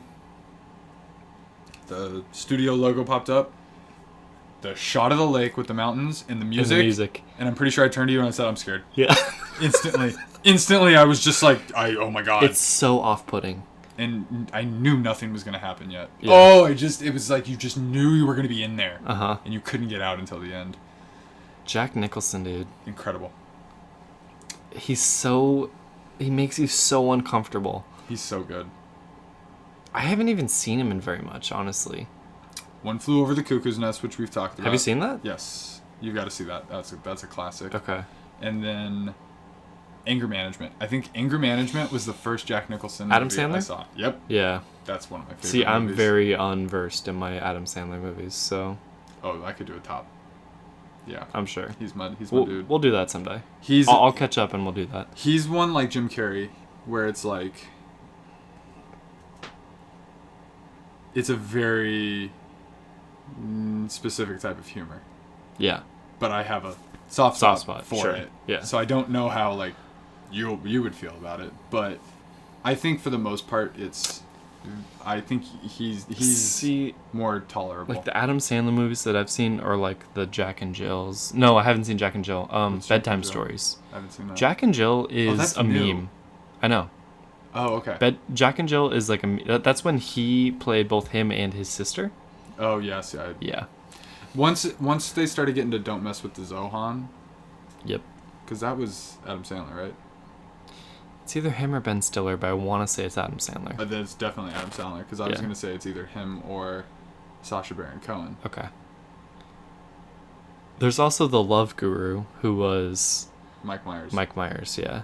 But Who's all not kind of in the same Adam realm in my Sandler brain. Or, I'm not saying the people, but No, the I- characters I are know. like kind of... I did see that one eventually, and it was weird. He played Sitar Hero, which is amazing. Oh my God, I do remember that. I love that. I was just gonna say, have you seen 50 First Dates? No. That's one of my favorites. That's a kind of serious movie, right? Yeah, Yeah. it's like a romantic comedy. Romantic comedy, sure. But not just like Drama. pure stupid comedy. No. Yeah. Oh, I want to go home and watch it now. It's a feel good movie. There's too many movies that I need to see. I would just pick It's one. really upsetting. Yeah. That's why I actually like the streaming services get stuff and lose stuff and get stuff and lose stuff, Yeah. because then I'm at their mercy to just Right. watch whatever's on there. True. You're And not try to take advantage of. decision paralysized. I am though. I know. Until it says leaving this date. I'm like, oh, I have to watch it before it leaves. True. But that's about it. Jack Nicholson. The Fantastic. Shining, Yeah. Anger Management, to go backwards. Yeah, he was great. I really didn't know anything about the plot. Not until he went to the hotel I was like, that's right, The Shining has a hotel. All I knew was that it took place at a hotel. That's all I knew. And even going in, I'd forgotten that, and then I was like, oh yeah, I remember hearing that. To the point where like I knew that Jack Nicholson was the crazy guy with the axe. Yep. I didn't know he had a normal moment in the beginning. Yeah, I was like, wait, he's the bad guy? Right. Because he But kind of he's the seemed like good he had guy? it together in the beginning, and I think he did. He did. Yeah. I've read some stuff about it. God. Lots Dude, of this theories. movie, dude. So it's controversial. Because I asked my grandma. Now I do still want to see Room 237, the documentary, but we have to pay for it. Oh, Should we watch it together? who said we have to pay for it? Good point. Talk to me, honest people. Good point. I really want to watch it so I can. But tell me stuff. No, so I when I got home, I talked to my grandma, and I was like, that movie was incredible. And then we had a back and forth that was interesting, because she's like, I think she thought we were seeing Once Upon a Time in Hollywood, even though I said we were seeing The Shining, and then she thought there was a new Shining, but she didn't realize there was a sequel to The Shining, so she thought there was like a remake of The Shining, and I was like, no, the 19... Quentin Tarantino made a remake of The Shining. Like, no. Like, it was all over the place. Because I've been seeing so many movies. I think Quentin Tarantino is our current Stanley Kubrick, though. Isn't it? Doesn't make a ton of movies. Jordan Peele? No. Who's he? I don't know. So Stanley Kubrick wanted to make the best movie of every genre. Yeah. Okay. Tarantino hasn't made like a sci-fi movie, but he doesn't make a lot, and he kind of spans a decent amount of like genres and topics, and just pours his everything into every movie, and they're all kind of a masterpiece. I think he's kind of our current Kubrick. Anyways, you were talking to your grandma. Well, no, and once we finally decided we were talking about the same movie, and I said it was incredible, she was like, "Oh yeah, I hated that movie. That movie was horrible." And I was so confused. And then, doubling back, when we got out of the movie, you were like, Jack Nicholson won an Oscar for that, right? And I was like, I don't think so. Like, I'd never heard about that. He definitely worthy. He should have been nominated for one. Worthy performance. Yeah. And then going back to my grandma and hearing her say it was horrible, I'm like, what is going on? Because this movie's clearly revered. So I did the research and found out it was hated when it came out, and it was nominated for nothing except for Razzies for worst director, which is the anti-Oscars, which is just upsetting, and worst actress, because apparently they had some conflicts. But I feel like everybody has conflicts with Kubrick because he's so driven on his vision, slave master of a director. And the reason, the main reason that she was upset was she had read the book, and she was like, and it wasn't like the book at all, or blah blah blah blah blah. And I was like, huh? And I read that was a huge issue. Stephen King was very upset. Really? That it was not like the book. Oh wow. But it was really only a couple key things, and Kubrick has reasons as to why he changed those things. Some things don't work in movies. That is 100% why. Right. And to create the suspense and everything. So the key difference is. Let's talk spoilers. Just warning, there's going to be spoilers. But it's an old enough movie. Like, for a 40-year-old movie, I'm fine with that. Skip forward a bit. Yeah. So because I am going to go right to the end of the movie. So the key is Jack's character, Jack Torrance, in the book wasn't bad the whole time. He was shown more like being like normal, and in the movie, he goes crazy pretty quick. Which is good for the tone of the movie. If he was all happy-go-lucky for most of the movie, you'd be like, oh, this is fine, and then it would turn. Well, it worked for me because I got the feeling he had anger issues, and he could play up the like, hey, honey, kind of thing more. And so the blend kind of worked for me. We didn't really know what was going on. Right. Yeah, it was like, wait, he's normal but upset? Right. Or is he losing his mind? Right. So what they said was in the book, he is a lot more tending to the hotel, tending to the boiler room over the course of the book. Uh-huh. When he finally goes crazy, he stops tending to the boiler room. Which is what he was told to do in the beginning. And so they touch on that, but they don't show that at all in the movie. Right. So at the end of the book, the hotel explodes. Oh. The boiler room explodes. Okay. And the entire hotel explodes. Oh. Two things. He was not in 1980 going to be able to make that look good. No. And unless so there's a miniature, which he went with the hedge maze for the ending, yes, which was perfect. Terrifying. Perfect. And so I can totally see how in 1980 people were still like, it's not like the book, and even Stephen King, it's not like the book, and blah blah blah blah blah. And it's like, no, he made a movie.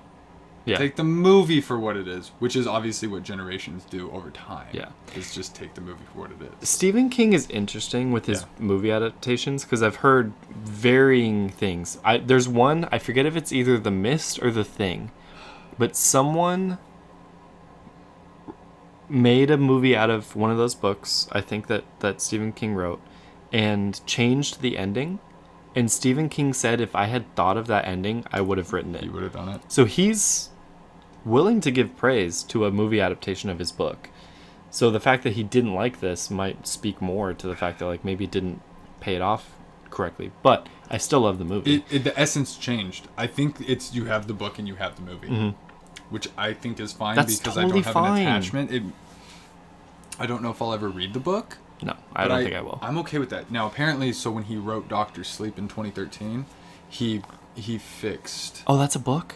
Yeah, he wrote the sequel now. Oh, no way. So he wrote The Shining in 75. Okay. And then the movie in 80, and then he wrote Doctor Sleep in 2013, and that movie in 19. So this movie is appropriate. It's not just like they're piggybacking off of a successful movie, loved movie. Yeah. It's the timing makes sense. That makes me so much happier. Even cooler. That makes me so much happier. And so what apparently he did was with Doctor Sleep, he kind of course corrected for the movie.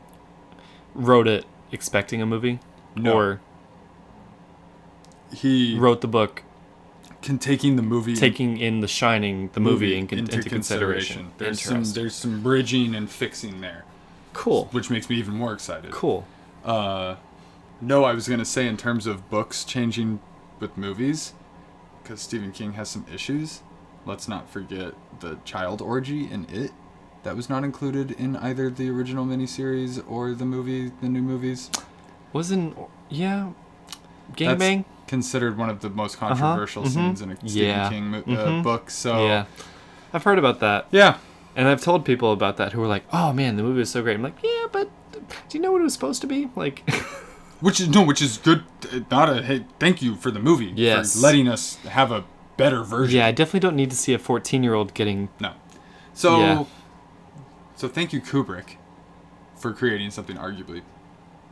I'm not even going to say better, because the book stands on its own and movie is appropriate. Considered, but it just fits. Yep. So that was all I wanted to tie back around. This movie is chilling. The music... the tone, everything about it. Like, it's one of my favorite movies. I can't say like top 10, but like it's up there. I've seen a lot of movies. Yeah. Like it's pretty high. Instantly number one in the genre.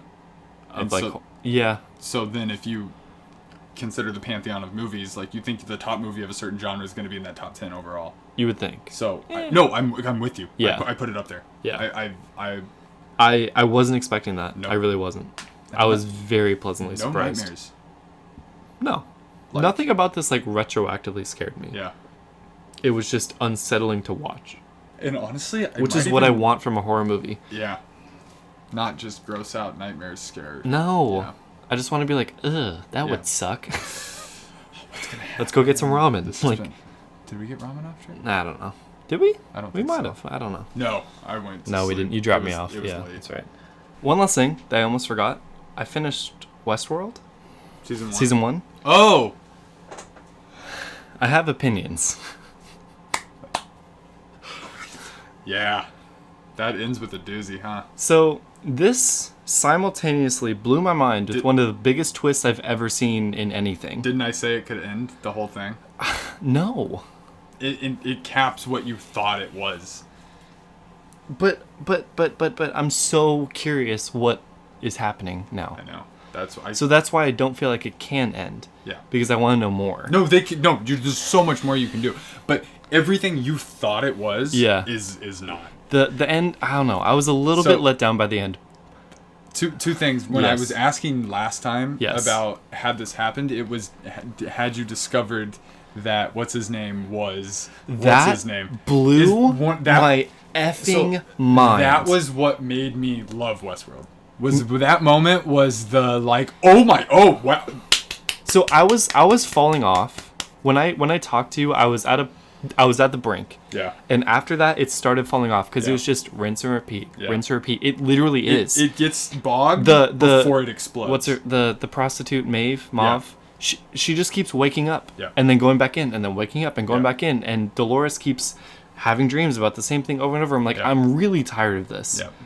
But when they revealed who is who, I'm like, oh my god. Yeah, it's one of the better that I can remember. That was amazing. That was what was like, oh, I'm so glad we came back and finished this. Yeah. Because we had kind of dropped off when it was like, and yeah, it pays off.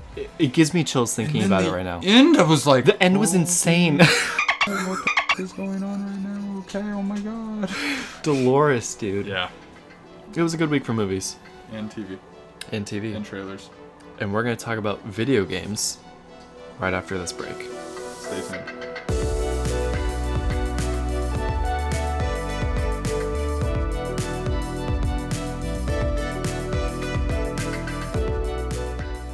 Hey, I'm Jordan. And I'm Ethan. And if you're enjoying the podcast, we'd really appreciate it if you would consider supporting us on Patreon.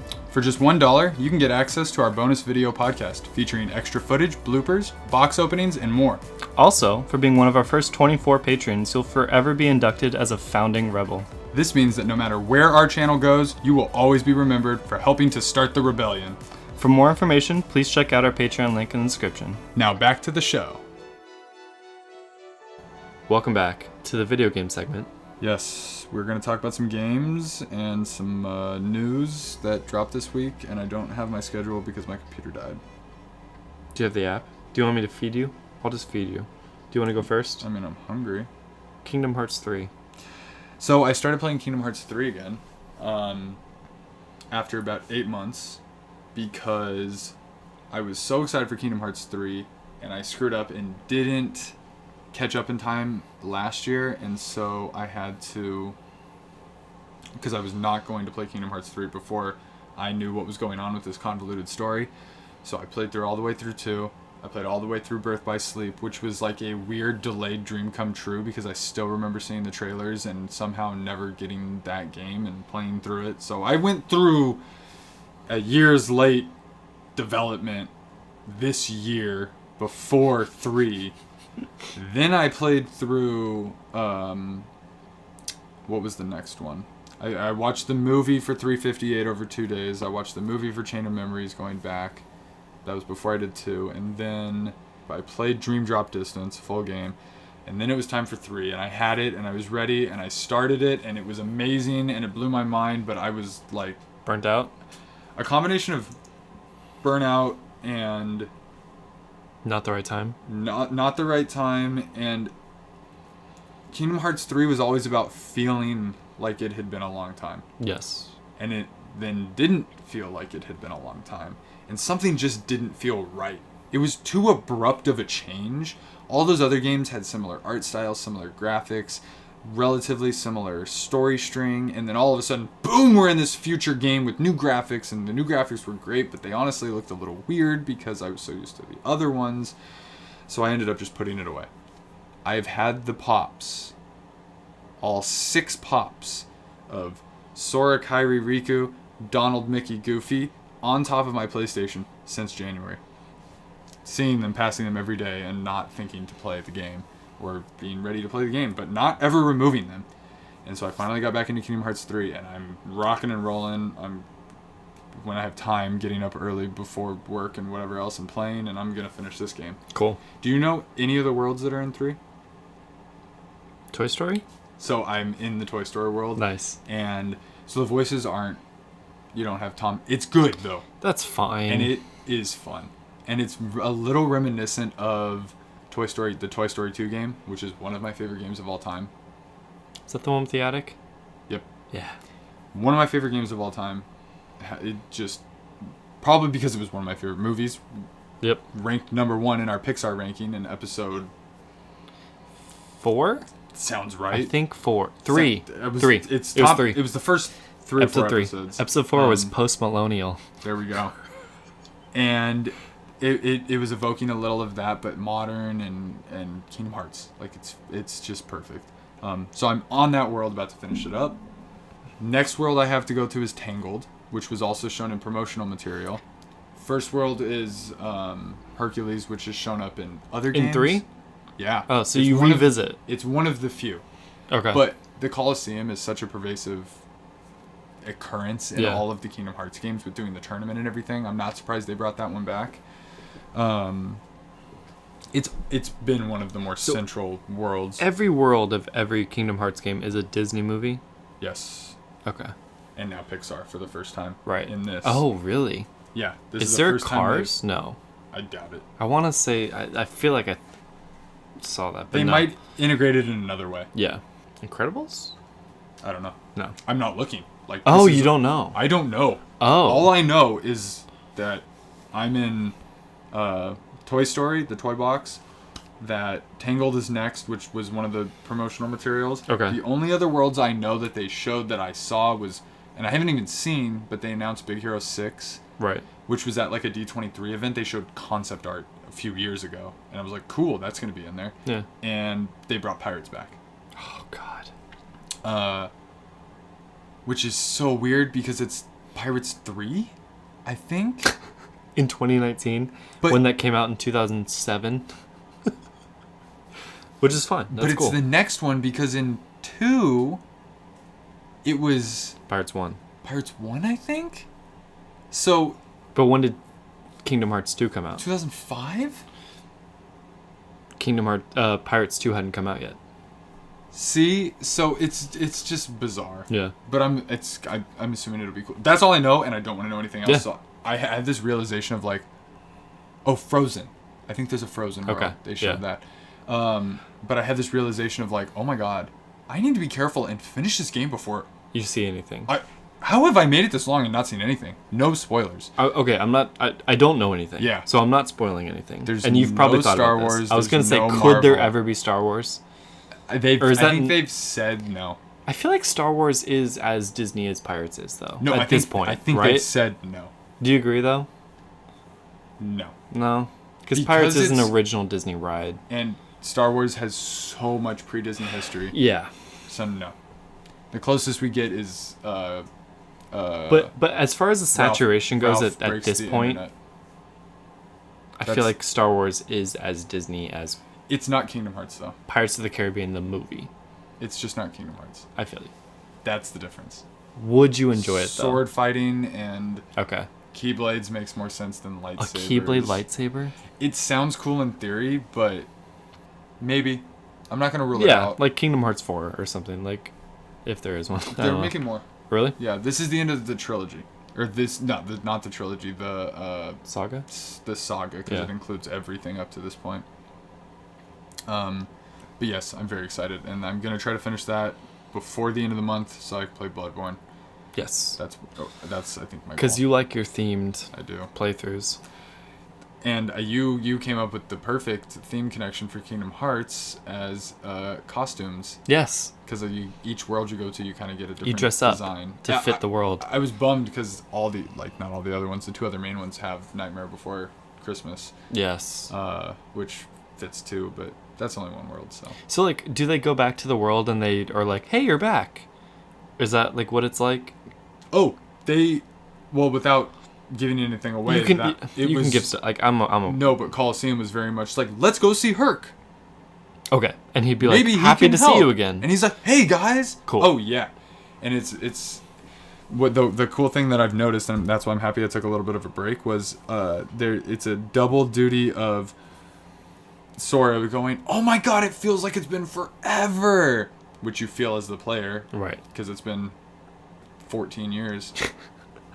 But then Donald Goofy is saying, oh, it hasn't been that long, what are you talking about? Because in universe it hasn't been that long. Yeah. So So weird. it's amazing. And now it can all just exist. Yep. Forever. I'm still sad that Adam Sessler didn't tweet me back, because that shows how long it's been. Because when he used to be on G4 TV on X-Play, and he'd be like, stop asking me when Kingdom Hearts 3 is coming. Who is he? He used to be the host. He's like an OG game Why would he have known? industry. Because Because he has X-Play ins. and G4 TV. Okay. No, just this was what people watched. If you were a gamer and you watched TV, you watched this channel, and people would write in with questions that didn't. They just follow want the his internet. take on it. No, they were just asking. Yeah, they want his take on it. No, not like your opinion. Like, no, think of like Would he have known? instead of Googling, Uh-huh. you're asking him. Right. No, he I feel like that's would not wanted his know. take on it. No, Instead like, of Googling, they asked him, what do you think about when is Kingdom Hearts 3 coming out? no, I don't. That's not how I interpreted it. Literally, instead of typing it into Google, Uh-huh. they messaged him, asking Uh-huh. for an actual answer. Okay. Like, not. So the dumbest people. Yes, that was how I interpreted that. And Okay. he was always upset and annoyed. Stop asking. Like, I don't know anything. So why would I know anything? So I always wanted to, for all of these years, I wanted to play that dumb person. Right. The second they announced the release date, where you can just go to the internet and find it, I wanted to tweet him and be like, do you know when Kingdom Hearts 3 is coming out? Does that make more sense now? Okay. Yes. So, I just wanted him. All I wanted the response to be was the date. Uh-huh. and I didn't get it. Damn. Yeah. I didn't expect to get it. He's a busy man, but That would have been cool, though. I waited a long time, and I did it, so I was happy with that. And if I ever meet him, I will tell him that, and I will say, "Can you please respond to my tweet?" Just so I just have for it. closure. Yeah. Even though it's late. Yeah. I saw him at E3. I would do the same with Mark Hamill. I'd be like, "Can you please just tweet me back and say no?" Yeah, like that would be so perfect. Oh my god, yeah, that would be really good. So that was Kingdom Hearts 3. We also watched one of the trailers in the pre-show for Lonely Mountains Downhill. This looks amazing. Which was a Kickstarter game that's been kind of kicking around for a while, that they tried to start. And it is one of the few sports games, like extreme sports games that we get nowadays. We don't have skating or BMX or anything, which I think is why it kind of got your attention. The bike and the music. Yeah. I got some Dave Mirra vibes of just action, not anything like the gameplay. But with the like crossy road kind of look to it. Yeah. Oh, it's they consider it like high-res polygonal. Yeah. Because it's very much polygonal. PS1 graphics. Also looked like it could be played with just the right and left keys and a space bar. Yeah, I don't know how the controls are, to be honest. It didn't look very involved. Because I don't know if it's like that or if it's like where you're the runner. QWOP. I don't know what that is. It is a Flash game that somebody made where you control each limb. Oh, yeah. So I knew you would know it. I don't think it's that. I can't do those, yeah. Those ones are frustrating. Well, I mean, that's not even what I'm talking about. I'm just saying right, left, and jump. Yeah. Like, it doesn't seem like there's... Because it's more about the angles and the lines and everything. Yeah. And figuring all that out. So it's out for PS4, Xbox, and PC. It can't be too much, on right? October 23rd. I would guess it's $15. Okay. Between 10 and 20. They confirmed Switch is coming. Because it was on an indie showcase. Oh, really? At some point. Yeah. And so I thought it would come out for Switch either same or even first, but I guess I misinterpreted that. So it's hopefully, I think they even said 2019. Cool. I hope. Because it seems like a good Switch game. I want that little mini world in my Switch. Like, that's really what that is about. Yeah. One other funny story that I did see pop up today. So there was a Jeopardy question. Yes. The reason that people are talking about it is because the information was wrong. No way. Jeopardy was wrong. Oh, dude. Oh, I'm an idiot. No, I'm not. Never mind. I mean, yeah, but no, I'm just kidding. There was another Did they mess up video game related thing that Alex kind of messed up. Oh, okay. The information wasn't wrong, but he was naming the Pac-Man ghost characters and he mispronounced one. I actually knew three of them. Do you know them? Do you know any of them? Blippy, Blumpy, Bloppy, Bloopy. It's like that. Pinky, Blinky, Poopy, Bumpy. Pinky, Blinky. Oh God, maybe I don't think it's Stinky, but and like George is the fourth one or something. God. Okay. So the question was, what's the fourth one? But he mispronounced one of them, and he had to like correct himself later. That's Pac-Man, fine. not what you're going to talk about. So this is just straight factually incorrect. Yeah. So this was what popped up. The 7 rotatable blocks used in this video game have names like Orange Ricky, Hero, and Smash Boy. With the answer being... Tetris. You watch Jeopardy, bro. That's wrong. Okay. How are you supposed to answer it in Jeopardy? What is Tetris? Thank you. Sorry. Which the person said and got correct. However, the blocks don't have names. Okay. Especially also, not... there's not 7. Are there? Yeah. Really? Yeah. No. It's not the 7. It's the names. Are there 7? Yeah. It's just that Orange Ricky, Hero, and Smash Boy are not the official names of the Tetris blocks. Also, not included, Rhode Island Z, Cleveland Z, T-Wee, Blue Ricky. Oh, no. Yeah, and Blue Ricky. Apparently, I don't remember if it was earlier this year or longer ago, somebody posted something on Twitter of a Tetris booklet that had these names listed in it, and it was all fake. It was all fabricated. Okay. Somebody like put a prank on the internet. the names don't have official And they names. bought that. That's upsetting. And so Tetris or Jeopardy, when they were doing their research, clearly found this and thought like, somebody found this old manual. If and it's anyone like, had like a really strong fact-checking team, I would think it'd be Jeopardy. and so I don't know if it's like Jeopardy's lack of fact checking or just a really good job by this person but you'd think you would pick up on the fact that it wasn't real. I just thought that was... So the person got it right. Yeah. As he should have. Tetris. So there's the original tweet that somebody said. So it says it was from February of this year. Yeah. And they're like, I found the original instruction booklet of Tetris. And then... I forgot about the T block. That's why I was thinking there was... Yeah. I also forgot there were 2 different L's. So I thought there was 5. I thought there were 3. Yeah. So somebody made this. Wow. And they used that. Honestly, those names are terrible. Horrible. Yeah. They don't need names. No. Like, they really don't. So, I thought That's hilarious. I thought that was amusing. To give credit, though, I don't think Jeopardy messes up very often, if ever. And it didn't affect the outcome. The outcome, no. So... He got the answer they were looking for. Yeah. And so it just wasn't was a good clue. Funny little news story. That is funny. I have a couple of little video game newsy things. Yes. Actually, one's a meme. One's a comic. Just happy. God, I love. Yeah. Dog Baka. Chewbarca? Is that better? That's a good one. Yeah. Save that. Copyright. Chewbarca. This first one is a comic. So I don't know if you've ever seen these. Or did you show it to me? I think I showed it to you. Yeah, I showed that you to did? you. Yeah. Okay, I'm sorry. No, it's fine. It's been so long, and I've grown to love them so much. I should have played along. I love these. This is my favorite comic strip. Yeah, I knew you'd like that. It's because it's that we share that type of saying the off obvious way of saying something. Yeah. I love it so much. I feel like we always go back and forth. We do. That kind of stuff, so, I do it with my mom too. Yeah. And she doesn't get these comics, and it really upsets me. She doesn't understand why they're funny. I know. I show my grandma, and she's just like, "Huh?" So I'll put the picture up on the video podcast, but I'll try to read it to you. Person 1 says to person 2, "We have the technology to strike each other virtually." Person 2 says, "This is superior to do so." This is superior to doing so physically, and the game is Extreme Strike. Siblings. Person 1, "You bludgeoned me off a cliff." Person 2, "Yet our friendship is unharmed." Person 1, "It is mildly harmed." Person 2, "Yet it will recover." Just a correction, none of them are persons. They're all aliens. Yeah, they're beings. They're beings.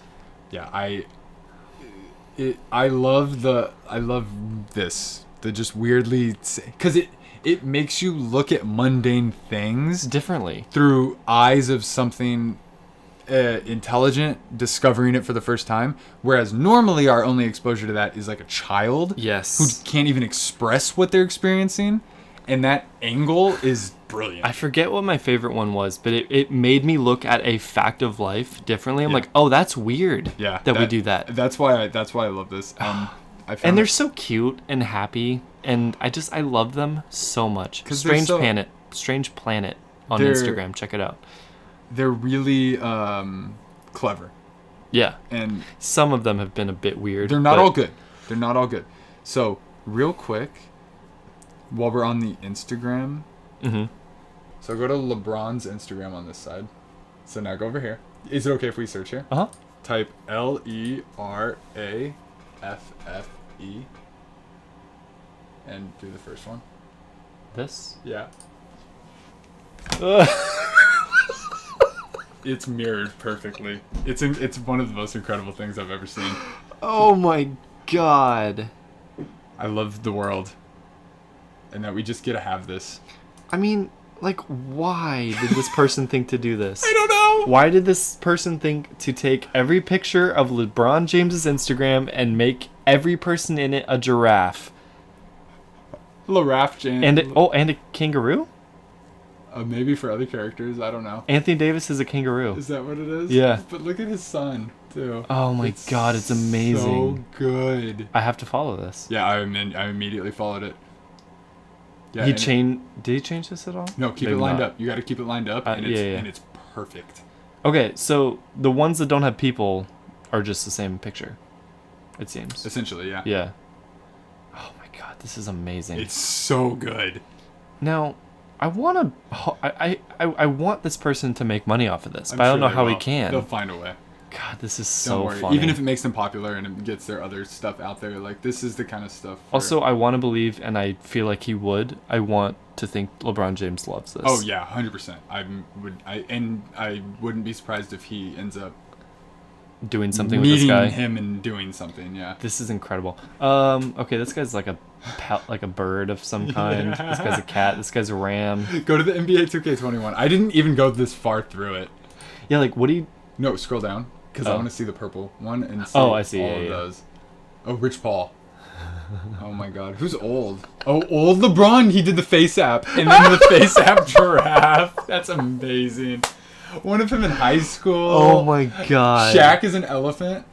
Oh my God, we have Kobe then. Kobe's a cheetah. He's this one, right? Yeah. It looks like, and then a moose is Kareem. Oh my god. Magic is something. And then LeBron, because it's like the all-time greats. And then here is, I think, LeBron's son maybe against a rhino. And it's just... This is the It's- peak of creativity. It's so good. One last thing that I have to share Yep. on the internet. Oh, yeah. Nothing big. Nintendo has declared October 2019 as the month of Luigi. Did you read through all the comments? No. They made me really happy. Good. That's better than what it usually does to you. What is your opinion on this? I don't know. Happy for Luigi? Even though they've done something for him before. The comments made me happy because they shat on it. Because it's ridiculous. What? Quite honestly. Come on. It was just a... It's ridiculous. Okay. They gave him a year. Uh-huh. An entire year. Uh-huh. They're not giving him a month. He's not even in Mario Kart. The game doesn't come out till the last day of the He's month. not in Mario Kart? Dude, this Mario Kart debacle. Let's jump into Mario Kart. The which game, the iPhone game? I believe I have downloaded. And, I played the demo. Or the tutorial. have not opened and will not open and probably should just delete. Mm-hmm. It's a good thing Nintendo has a lot of goodwill. Because they might be able to overcome this. But they duped everybody. Have you heard? No. I'm unaware of what is going on. Well, first of all, I was just happy for my boy Luigi. they offer a $5 a month subscription Yeah. for 200cc and a bunch of other stuff. And again, I haven't played it, but Tim Geddes, he said, it's so slow, you need 200cc. Yeah. So F you, first of all. Yeah. $5 is as much as Apple Arcade, which I have just heard people raving about. Like, game changer. Apple's finally in the game space now. If you want quality games on your phone, Apple Arcade is the only way. All the gotcha stuff is gone. All the microtransaction stuff is gone. Like, this is how we overcome Candy Crush. Yep. Instead of spending $500 a month, you spend $5 a month and you get quality games. Yep. I want the Candy Crush without it being rigged against me. Without it being a literal drug. Yeah. Be a drug that I can just play. Yeah. But only it's- take one thing. Either it's time or mi- money. Take Not neither. both. No, if it's part of Apple Arcade, take neither. Sure. Create a good match game Yeah. that is really fun to play. Right. But I played Candy Crush enough without ever giving it a cent I did. and discovered I gave it a few dollars, and once I realized what I was doing, I'm like, oh no. No. it was. I made it a good chunk through the game until it was very clear that it was rigged Uh-huh. to make you lose and force you It's into... a slot machine. It's worse. I mean, Yeah. it's a slot machine for your 'cause iPhone. slot Like, machines are rigged. yeah, exactly. To only pay out after a certain number of... Right. Doesn't matter what you do. Right. It's out of your control completely. Yeah, no, it's not the month of Luigi because you're literally not doing anything for Luigi.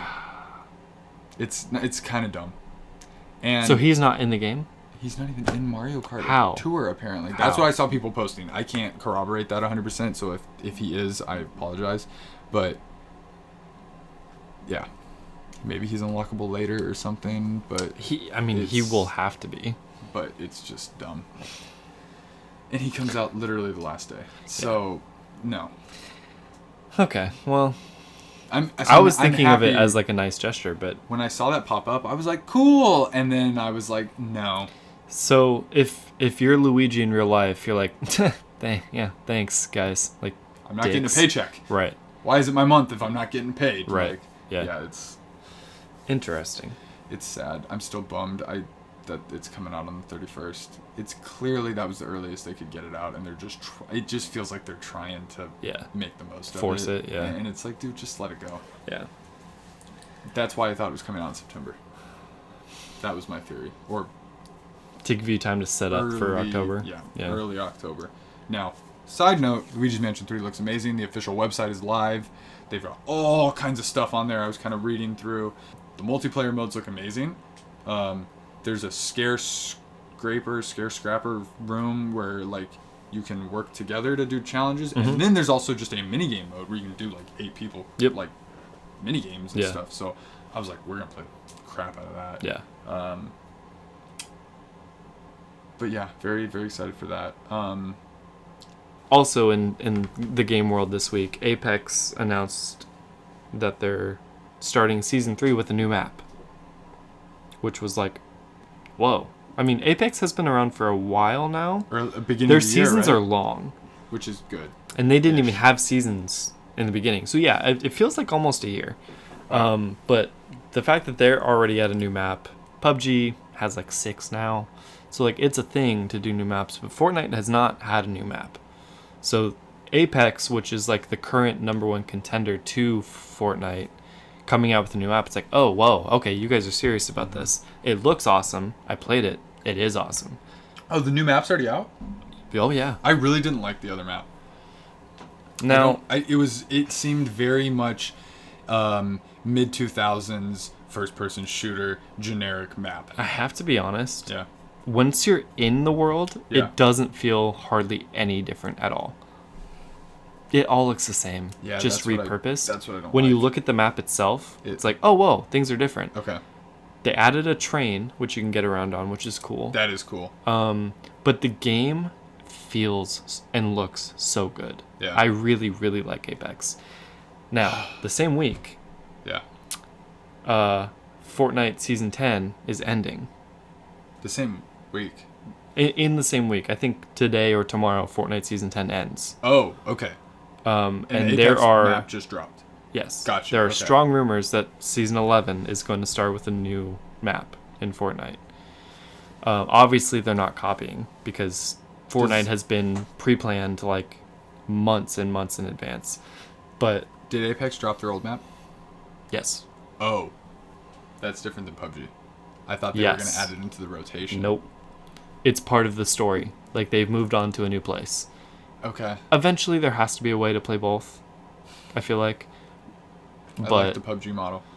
I don't know how their player bases work, but I like that. The only difference is PUBG doesn't have stories. So Apex is copying the Fortnite thing of storyline. Okay.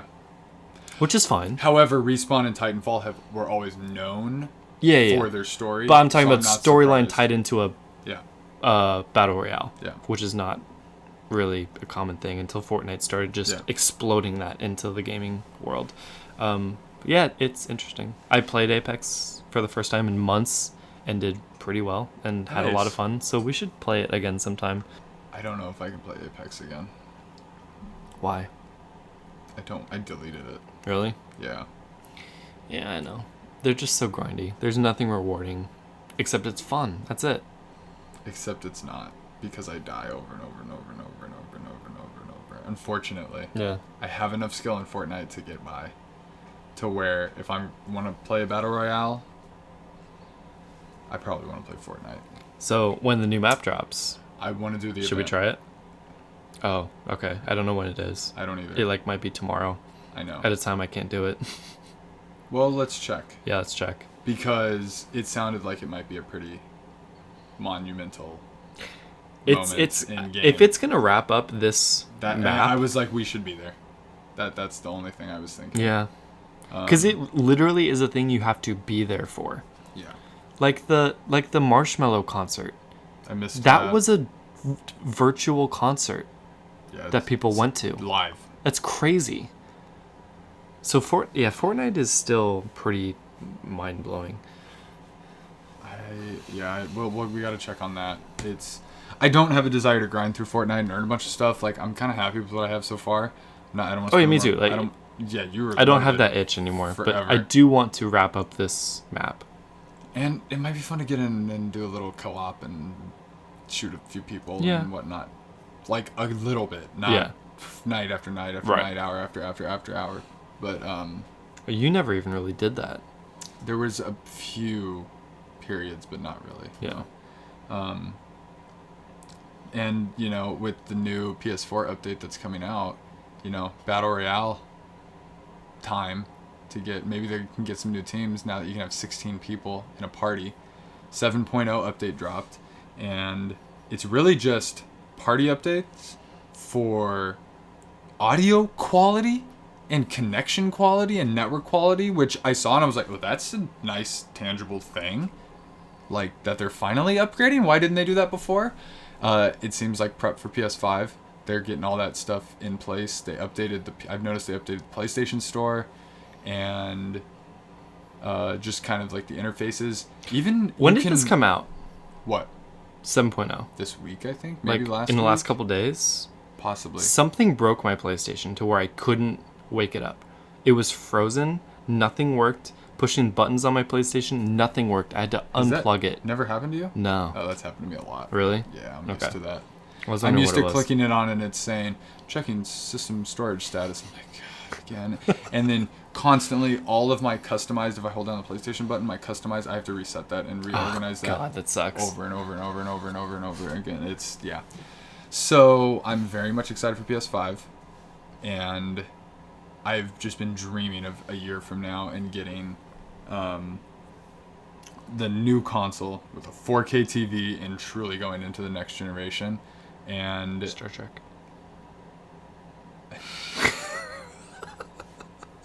It wasn't even like you said it. It was just like Star Trek. And I was like, what? Wow, it's Star Trek: The Next Generation. Yeah. And they shadow dropped another article on Wired, which while I was reading it said 3 remaining, and I'm like, that's not good. What does shadow drop mean? Nobody saw it coming. Okay. Literally just, here's PS5 news. Oh, and What? it's called PS5. Yeah. Whew.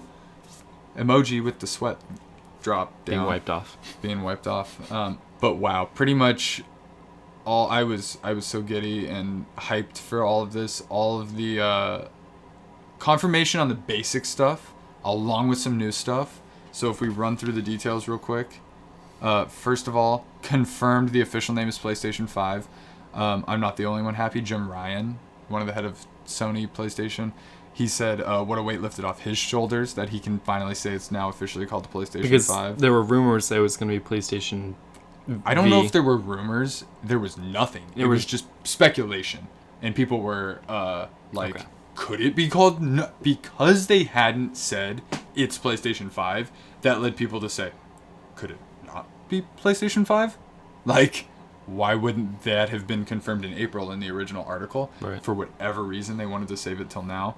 And then the dev kit, which we now confirmed was the dev kit because the person that was writing the Wired article said, I saw it and it looked pretty similar to those patents, wink wink. So yeah, the crazy fan design on that insane, which looked awesome, beast of a console. Could have been PSV. I just realized we don't know what it looks like yet. No, not at all.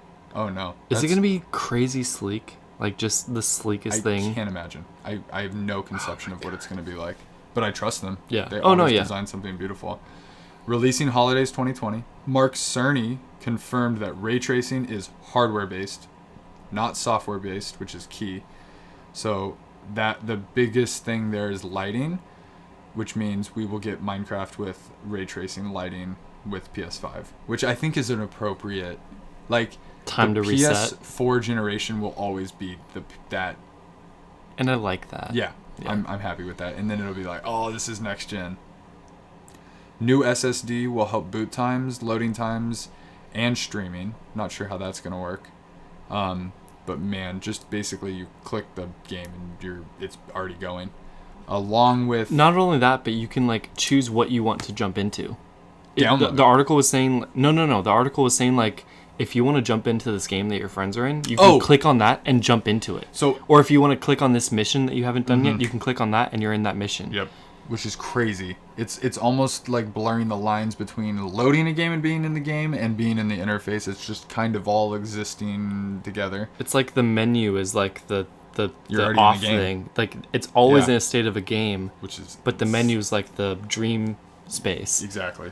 Which I still remember when PS3 added in-game cross X and B, and you could click it and it would pull up a hover menu over it, and it wasn't very functional, but you could just do that. You could see interface while in a game, and that was mind-blowing, because on PS2 it was off, it was on, you were in the boot menu or you were in the game. There was no fluidity. It was reset if you wanted to start any of that over again.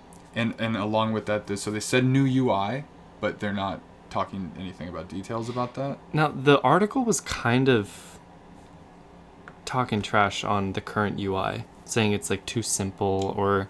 Mark Cerny was the architect. It is very simple. I love it, though. I like it, but it's very limited. And I think it's one of those things where we see the new one and we're going to be like, oh, it's so much better. Sure. That makes sense. I don't think that it's necessarily bad.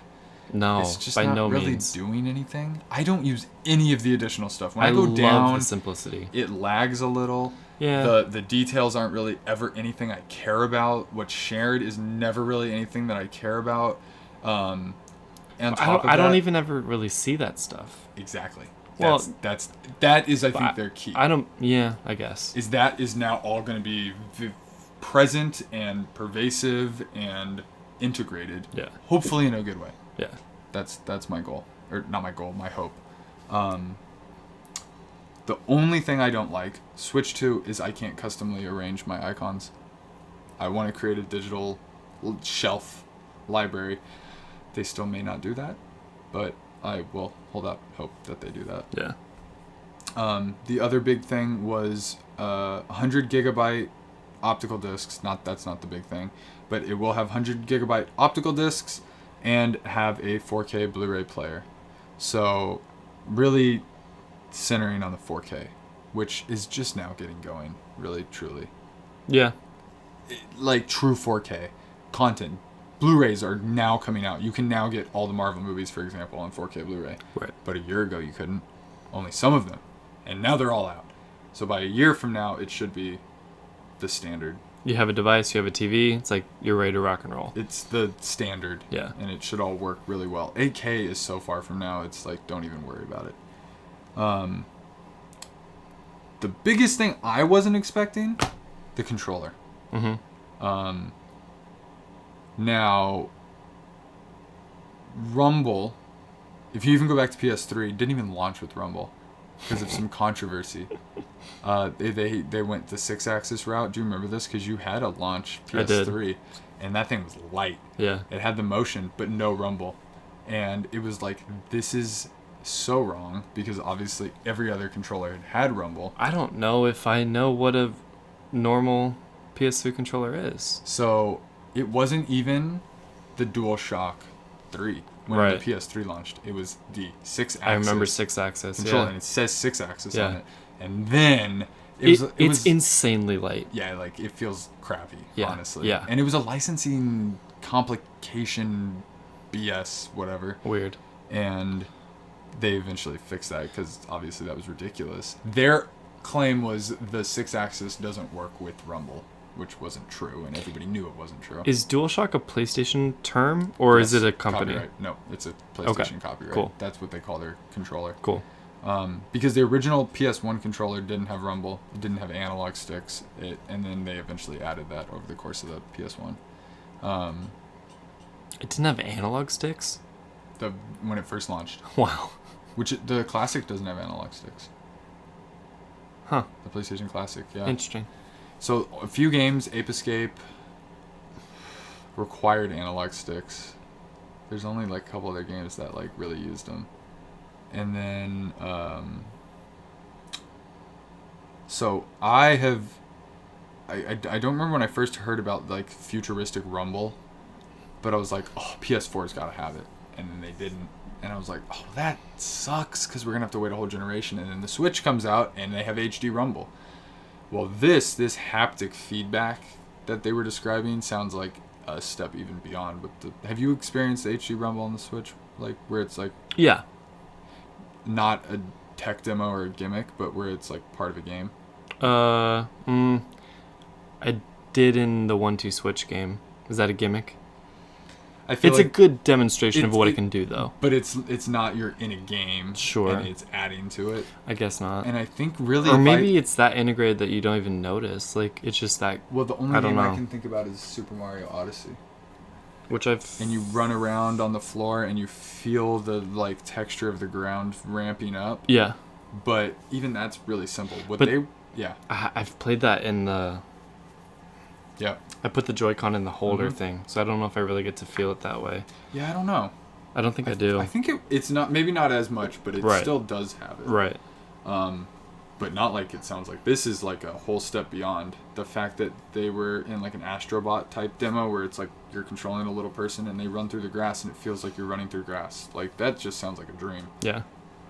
I don't know how they're going to pull this off. I don't either. Running through mud and it feels like mud, and running through sand and it feels like sand. The car drifting half on the track and half on gravel. Like the gravel, and Yeah. you feel half and half. Like, I'm so excited. Yeah. And then on top of that, well, they also said they noticed a mic in the controller. Uh-huh. It has an improved speaker, but the other feature, which I don't think of anywhere else I've heard of this, is adaptive triggers. So right now it has where, depending on how much you push it, it can give different response. But this is they can program it to give you a different resistance. That's insane. Which I'm just imagining God of War and like picking the axe up or throwing the axe or whatever it is, and you feel it. Like something's heavier. It's harder to pull. Exactly. Yeah. And like, so they compared like a shotgun and a machine gun. Yeah. Oh my God, it's gonna be crazy. And a bow and arrow. Horizon Zero Dawn. Man, you got some exclusives to catch up on. I know. Some of the greatest games ever. I know.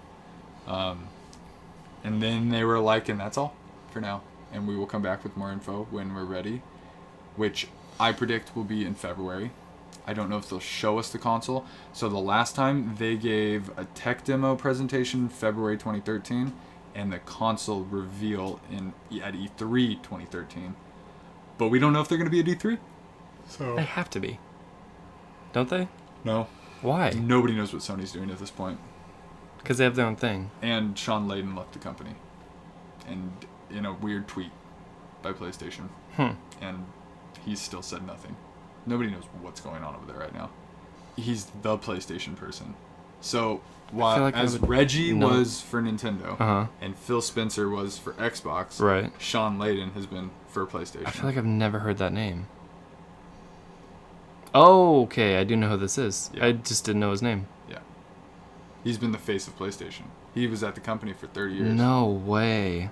And he just left. Gone. Him, Reggie, and Phil Spencer standing on stage at the Game Awards last year, and now 2 of the 3 are gone. Who's the other one? Reggie. He left? He retired.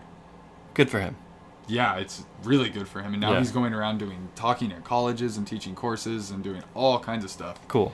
And he made the announcement with a heartfelt video, and I'm leaving Nintendo. The way it should be done. And PlayStation put out a tweet, is with great emotion, we announced that Sean Layden is leaving PlayStation and blah, blah, blah, blah. And we've not heard from him, and everybody's been trying to figure out what it is, and nobody knows. So, like... He could be going to a competitor. Wow. Not officially, but would you say he's the face of PlayStation? He's been the face of Yeah, PlayStation. okay. No, now they're like, who's their identity? So, yeah, okay. So it's Wow. right before the PS5, which it's clearly connected with that. Yeah. But we will see. Regardless, PS5 Does that give you is a bad, No, I trust No? them. Okay. Their console's coming out. One last thing, some more patents dropped for PSVR 2, which not official. Wireless headset, 3 cameras in the front, 1 camera on the back, new Move controllers with cameras on each one, and I'm assuming this haptic technology. Yeah. So I'm ready. Oh, God, yeah. My theory, prediction, 2022. Okay. So it comes out, and then 2 years later, you drop a $400 or $500 VR headset. That is mind-blowing. Yeah. Yeah. Let's do it. Because PSVR will be fully... Well, currently confirming backwards compatibility. Okay. But I think it'll all be there. Nice. So till next time. Thank you for joining us on the Huber Rebels podcast. If you have been watching, you can listen to us on any of your favorite podcast streaming services. If you've been listening, you can watch us on YouTube. And if you join us on Patreon, patreon.com/Huber Rebels, you can join for $1 to get our bonus content. Has box openings, bloopers, bonus content, pre-show, post-show, all that kind of stuff. All for $1. If you would like to get more of us, which I can't imagine why you would. But just $1. Yeah, $1. Throw it our way. And a dough. Take those 4 quarters, take it to Mail the 'em to bank. us. No, take it to the bank, turn it into $1, put the dollar in the ATM, and then put the number of your card into the internet and give us that $1. Yes, please. If you like us. But we like you and appreciate you watching, and we thank you very much. But my name is Jordan. And my name is Ethan. We are the Huber Rebels. Until next time. Welcome to the rebellion. Rad Rob.